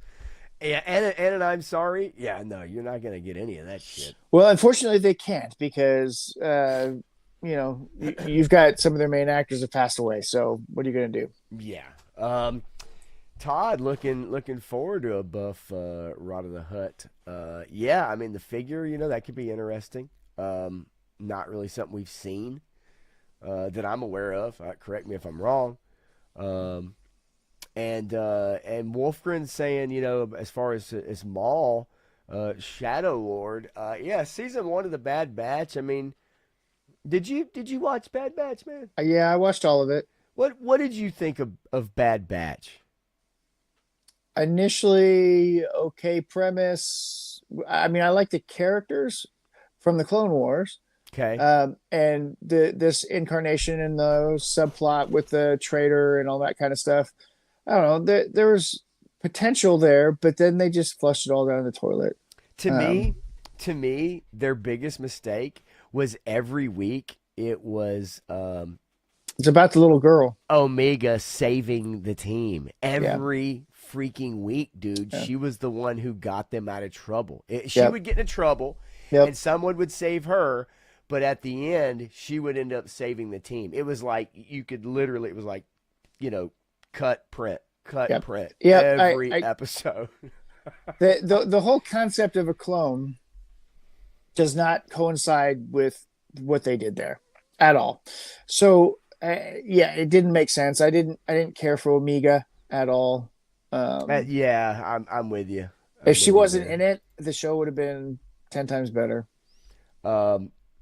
Yeah, and I get what they were trying to do and all that, but yeah, ultimately at the end of the day, I just felt like you could cut and paste that show over and over and over, and it was like the same thing, watching the same thing. But I did like the premise. I did like the individual characters. I thought there was a lot of promise there, like you said. Yeah, Carl Weathers and Happy Gilmore. He did sell it, that's for sure. Damn shame he couldn't have been in the second one. I mean, damn shame. Yeah. And then. Look, I'd give her a few seasons. So what do you think, Clint? Clint's all in on the Twi'lek and Jabba's palace dancing. Yeah, on a chain. With a chain. I say with a chain. How about that? So Sabir's asking who has ticks for Mandu Grogu. Anybody doing a midnight showing? Are they gonna do a midnight show? I'll tell you what. Okay, look, I want everybody out there. This is what I want you guys to do when that movie's coming up and we go on our show. When you guys tune in, I want you to pull up your local theater. Okay, your local theater, the one that you go to. And I want you to tell me how many tickets have been purchased. Yeah. I want you guys to put it in the chat. I want you guys to show up, and I want you guys to look at your local theater for Mando Grogu, an opening night, and tell me, put it in there and let us know how many advanced seats have been purchased. Because, man, there are movies that I would have thought for sure that when I checked, would not be sold out, but would be, half full. Yeah. And, dude, there was like 2 seats sold. It's like, And everybody likes having reserved seats. I love pre-purchasing my tickets and being able to show up knowing that I'm in the back middle.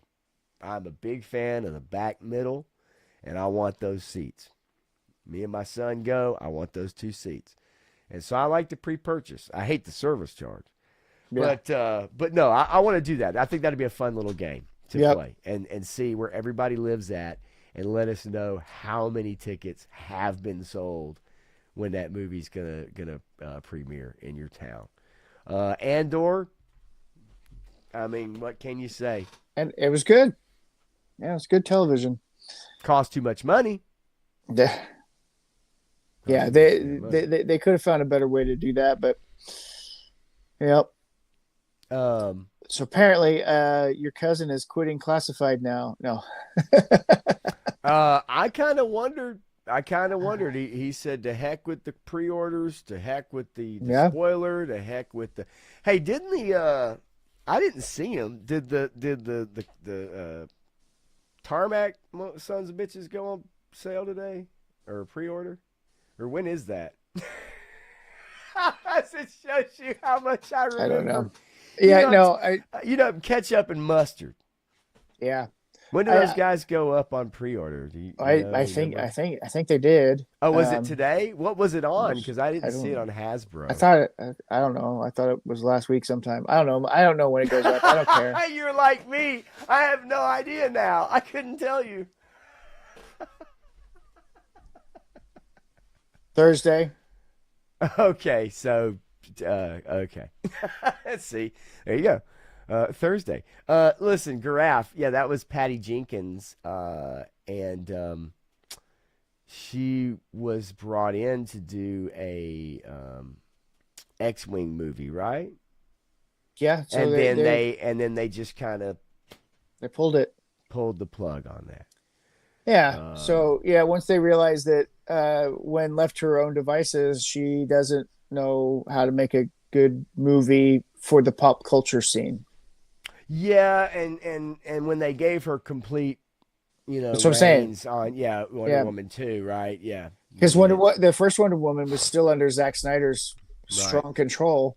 Wonder Woman 2, they let Patty do whatever she wanted. So Zack had a plan, and they executed it, and it did pretty darn well. And I like that movie. The second one, I don't know what they were thinking on those storylines. People are so up their own butts that they don't think about the consequences for things like the casting and for Snape, the long-term effects of that, what that actually means, because you cast Snape as a black man now, and that makes the Potters the most racist family in the entire planet. Yeah, that's going to be, I mean, look, when it fires up, obviously we're going to cover it because I am interested in watching it, and I'm not a huge Harry Potter fan. I haven't read the books. I enjoyed the movies. I've mentioned that before. But I am curious to see what they do with it. I'm curious to see and understand about the changes that they've made. Even from the movies. So yeah, I mean, I know we're going to talk about that for sure, but yeah, I thought that was pretty widely known knowledge, G.I. Jetman. I'm not sure. I mean, nobody's going to get upset, but I'm pretty sure that we talked about it a little while ago, hour and a half ago, about with Daredevil or so, with 2 hours. Yep. With Jessica Jones and Iron Fist. They're in. Well, I thought they were coming this season. But I think it's on the back end of the season actually. Yeah, is when I'm pretty sure that's when that's coming in is in the back end of the season, and then maybe that will be moving forward, like in season 3. Maybe that will be a bigger crux that they get that team together and then move forward at that. But I'm pretty sure as long as they don't call it the Defenders. No, I don't want to see that. I really don't want to see that. And those aren't the Defenders, by the way, either. So really quickly, hang on. I kind of want to get in this conversation really quickly because I can see you reading it, at least looking at it. I kind of want to see this. So here we go. The spoiler, not so much. Let's let's see, overpriced.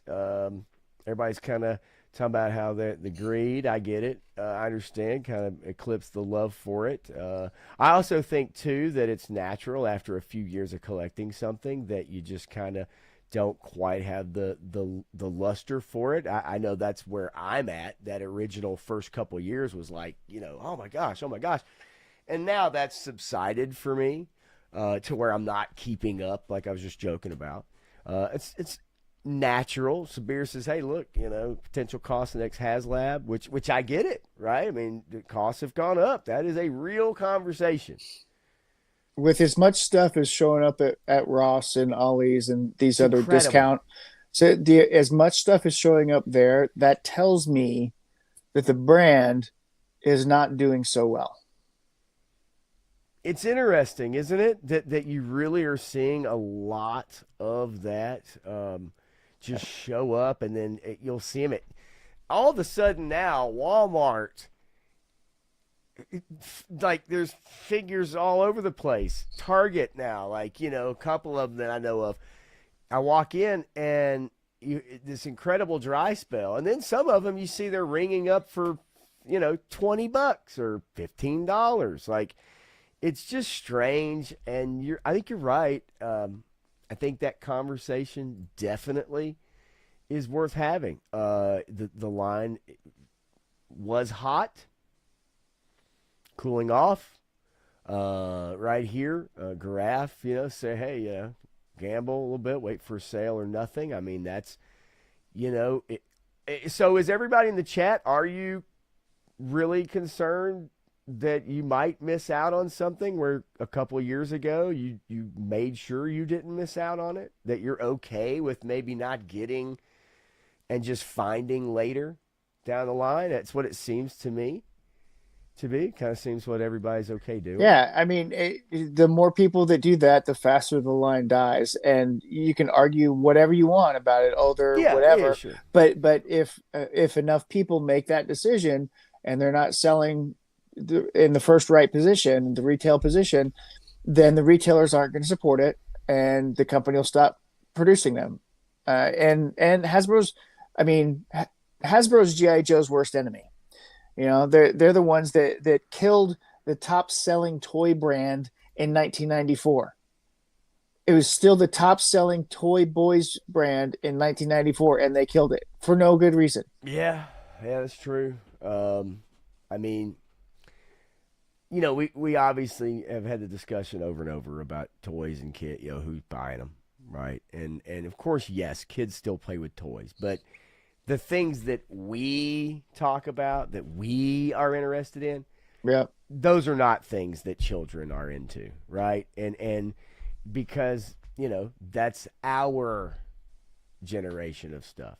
And no matter how cool they make the stuff look, it's just still not going to appeal to children. They also, habits as a society have changed when it comes to toys and playing with toys as children. The digital revolution is just real, and it's taken over, and it is what it is. I mean, Todd says, I think the HasLab will be the breaking point. If it's bad, people will fall out of the line. I can see that. Clint says, is there a rumor for the HasLab? Have you heard anything? I haven't heard anything at all, really. I mean, there's rumors, people talking about stuff. It's all speculation. I don't know that anybody who has any inside information, they're not talking about it right now. Right. And so whatever it is, I mean, they're locking that down and keeping that close to their chest, because they want it to be a big reveal. I'm with War Chest here. I mean, the way I look at it, man, I went in Walmart Easter Sunday, and guess what I saw? A promotion for the Mandalorian Grogu movie, and it was a Razor Crest. So if Mando can get the Razor Crest back, I believe in Santa Claus, Easter Bunny. I believe it all. I'm right there with you, man. Yeah. I don't go by Ross to look, and I'll tell you why I don't go by Ross to look, because every time I come in, there's a line to the back wall. It smells inside there too. It really stinks. and there's never anything in there. Like never. There's never anything in there every time I go. So it's a waste of time for me to even run by. I mean, most of the time I find DBZ and NECA figures, and Yep. You're right. I'll see a Jaws figure in there occasionally with a busted box. I'll see I'll see I did see the Triptychon in there. Okay. I did find one of those. Man, it's hit or miss, but none of mine are as worn down as yours, though. I mean, dude, I'm just telling you, man, the Ross that's nearby me, I'm just gonna keep my mouth shut. That's all I'm gonna say about that. All right. Yes, Sabir, I get it. I mean, you know you're missing out a lot, but at the same time, man, you're right. I mean, the cost, we talked about it. It makes a difference. Like, I know people say, well, you need to set aside the money, and if well, man, like, life ain't that easy. Not for everybody. It's just not. I mean, it is what it is. And so I can understand. And tough decisions, although I don't think it's a tough decision to, either survive and, or buy toys. I don't think it's a very difficult decision, in my opinion. But I could be wrong. Yeah, I mean, it's but yeah, I don't know, it's interesting. I kind of saw that kind of carried on in the chat. I kind of wanted to kind of jump in and take a peek and just kind of see what everybody's saying. Clint, yeah, I mean, I see people feel that way. I didn't get the All Striker for the same reason. I think the Despoiler has a little more for me that I'm interested in than the All Striker did, but that price point just doesn't seem to work for me. Yeah, no, I get it. And some of these figs, man, my example right now that I think everybody will agree with is that I think the Despoiler was a lot more. Yep. Not just a little bit more. It was a lot more than I was honestly anticipating it being. Yeah. And you go back to the claw with Pilot, and okay, it's bigger than that, but I mean, we're not talking more than Snake Eyes and Polar Bear, right? Yeah, I mean, I did, that video. I mean, I thought that thing looked pretty big. Yeah, no, it's big. Grab. I mean, I sure. thought it was pretty large, but yeah, I'm with you, man. It's just changed the game, the pricing, and I know everybody says, the tariffs. No, I mean, there's a lot, involved there. And well, I mean, oil prices are going up, so yeah, plastic prices are going up, so right. I mean, it's a difficult situation. Hopefully it squares up soon, but we'll see. And I agree here too with war chests, man. A lot of people don't play with them. They don't get them out. They don't do photography. They don't, a lot of people, they are just in boxes and they are lined up, right? And so I think you're right. I think you will start seeing a lot of people start dumping a lot of stuff. Wait, what the hell was that? You didn't see nothing.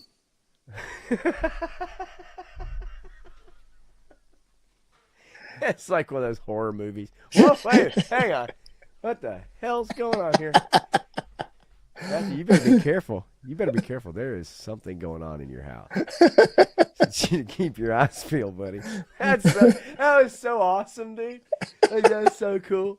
I'm not kidding. That was freaking awesome.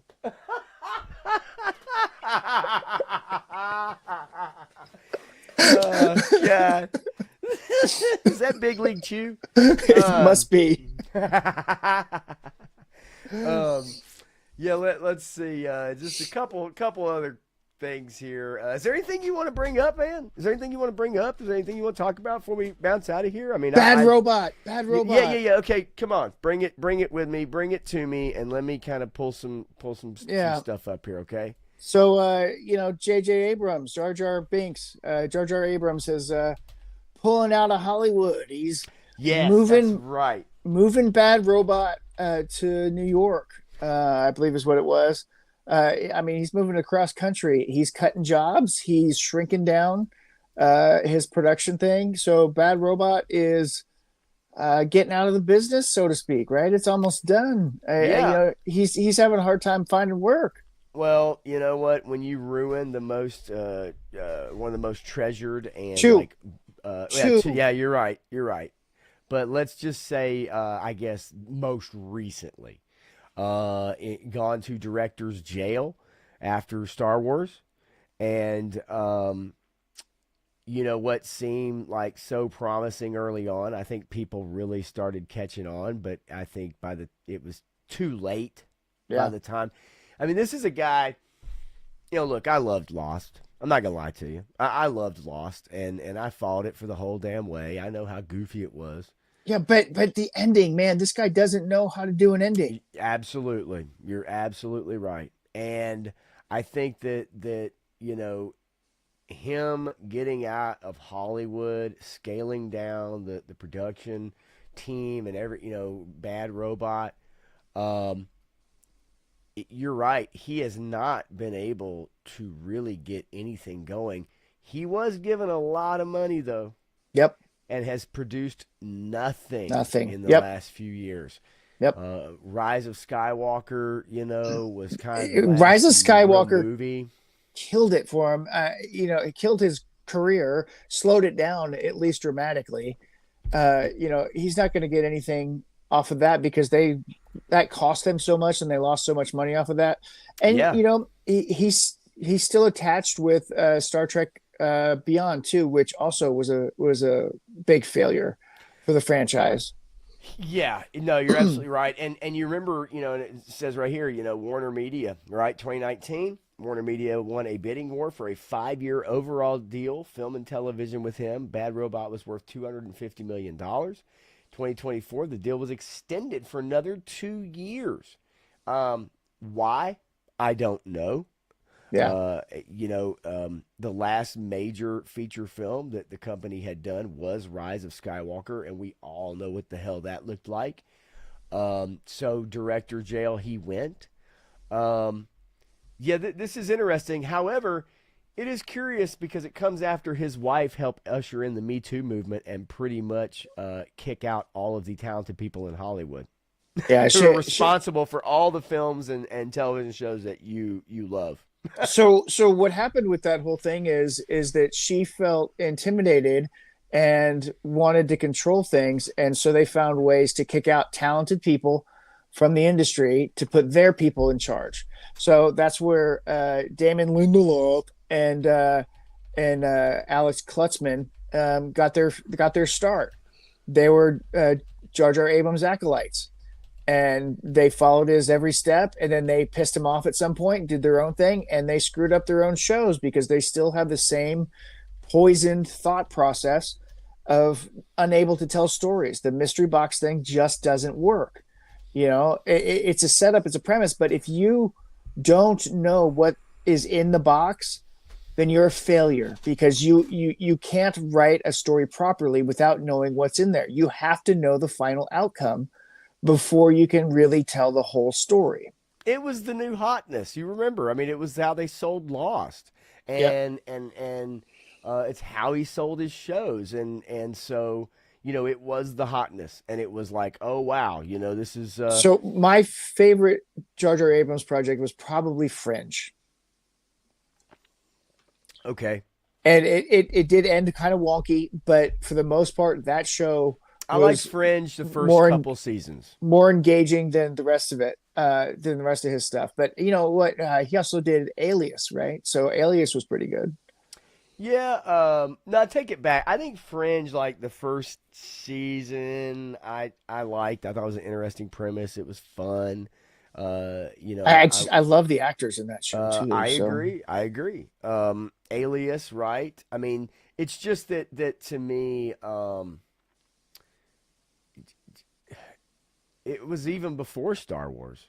I yeah, mean, it was before it was Force Awakens, in my yeah. opinion, right?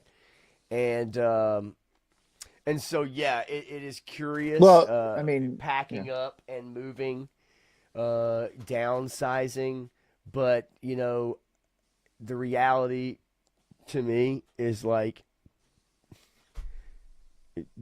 I mean, I'm sure there's a creative part of him that cares, but like the guy's made so much money, like who gives a shit, right? I'm sure there's a part of him that's like, yeah, sure, I'll just go live my life and create my own little whatever I want to do here or there, right? Well, and that's fine. I mean, go do your thing. He still needs to keep the doors open because still needs to accept those residual checks Oh, for Star sure. Wars and Star Trek because he changed 25% of it, put his stamp on it, and said anything going forward, it's got to have my stamp on it now.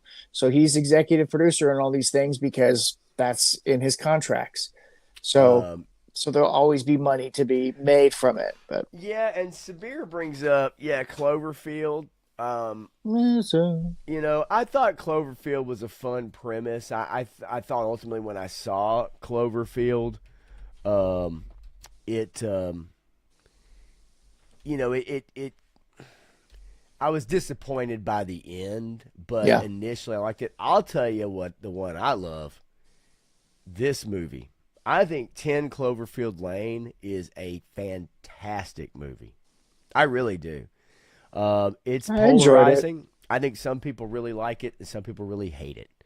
I enjoyed it for what it I was. really liked it. I thought the acting in it, I thought John Goodman was fantastic in that Yeah. film. Yeah. I really did. Not so sure that this is an Abrams production though. Right. But I really did actually. Yeah, Dan Trachtenberg. Right. I enjoyed 10 Cloverfield Lane, and that, man, that was tense, man. Watching that Yeah. movie, it was tense. You just Very, never very know. good. Yep. Yeah. You know, I don't think I think I don't even think Han cried when Han died. To be honest with you, I think he was relieved. I'm fairly certain he was. Do you know why he was relieved? Because after, uh, in as they were filming Return of the Jedi, he says, "Just kill me off. Yeah. Just kill my character." Yeah, it was Empire Uh, Strikes Back when they froze him in carbonite. It was unsure that he was coming back Yeah. for the third film. Right. Yeah. And War Chest, I understand exactly that sentiment right there.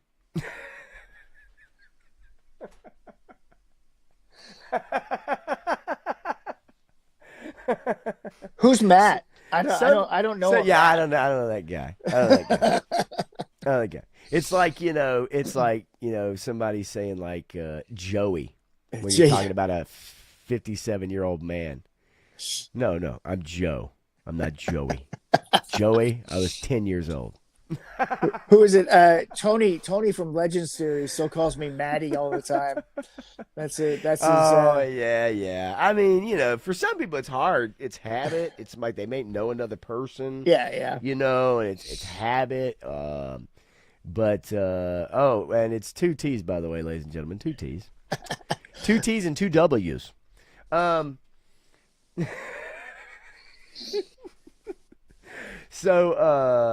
Yeah, hey, Force Awakens, look, it made a ton of money. By the time it got to Rise of Skywalker, it couldn't even do, it was half of that, right? It's half of Force Awakens. There's some interesting comments in here, I'm not gonna lie. It's pretty good shit. It's pretty good shit. Okay, I will comment on this really quickly because I know Matthew's work day looks a lot different than mine the next day. But I'm with you. I'm with you, Scott. I got to tell you, I honestly was disappointed at the end of season 3 of Primal, and I had such a hard time making it through it. I don't think I actually finished it yet. I don't just blame you. I couldn't get through it. The premise was interesting at the beginning. Yeah. Okay, the premise was interesting at the beginning. Bringing him back, I think. Look, I've listened to Tartakovsky talk about how he understood the fans really wanted this character back, and that he was trying to write something else and it wasn't working, and then so he started writing again for Spear, and he worked it out. I'm honestly not so sure that there wasn't pressure to bring these characters back. I think so. Yeah. I It's just don't think it worked out the way that I think it was desired. No, I don't think so either. It's the same reason why, they brought back Grogu for season 3 of Mandalorian when they shouldn't have. You know, Yeah. it's the sell factor. It's, hey, this is marketable. Let's capitalize on this. Let's just keep it going, and let's beat a dead horse. Right? That's all that they know how to do in corporate America. So Yeah, I am definitely though. War Chest definitely was disappointed, and truth be told, and I did mention this, is that I found myself in the last 3 episodes kind of hitting the 10-second forward button during some of the action sequences wow. because I knew, even though the art is Hmm. truly amazing, Yeah. I knew what the result was going to be of the fight. Yeah. Like, I knew that she wasn't, gonna happen. Nothing gonna happen. I knew that nothing gonna happen. And I knew that, like, when you know the result, then you're not worried about sacrifice. So you can kind of skip through it, because at that point, to me, every fight started to seem like one prior. Right. And the first few episodes, there was still mystery. There was still like, wow, what's going to happen? Midway through the season, and like you said, you kind of never really finished it because it just kind of fell off. I could see, and I'd be curious to know what those numbers look like compared to last season and the Yeah. height of the ending of last season, or maybe where that went to. Yeah. I'd love to see the comparatives of that, because I think a lot of people fell off. I think a lot of people fell off this season, and it's Yeah. such a shame because he's so talented, and Yep. it was fun. Yeah. But I do believe that there was a major drop off in viewership for Primal season 3, and that sucks. Sabir likes it when you get spicy. Some people really hate it.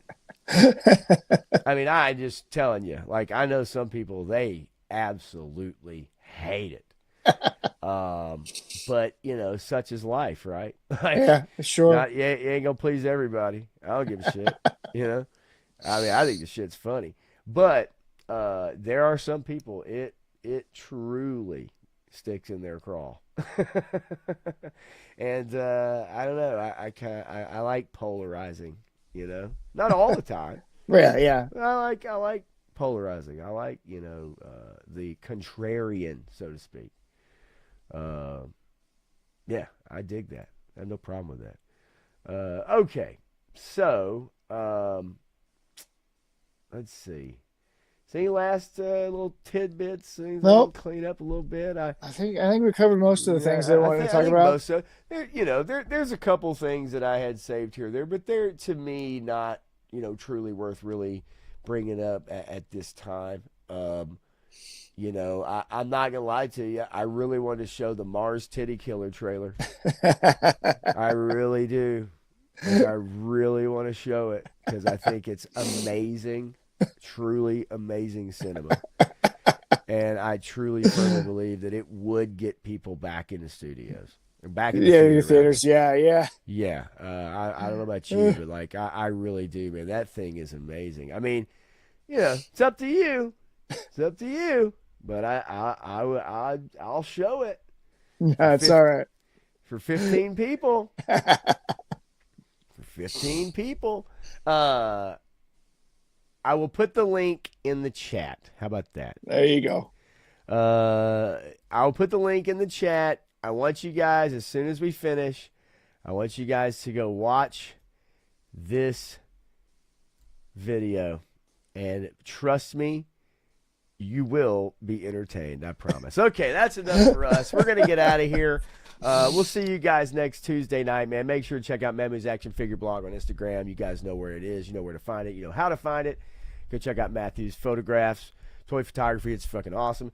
And then check out 3-Star Draw, Crusty Old Crow tomorrow night on Backyard Battlefield on 3-Star Draw's channel. So that's about Energon it, Universe Destro. That's what they're starting with. yeah. Energon Universe, love it. So anyway, so we'll be back next Tuesday and talk a little more Daredevil and try to dig up some wild and wacky stuff. Until then, y'all have a great night and see you next week.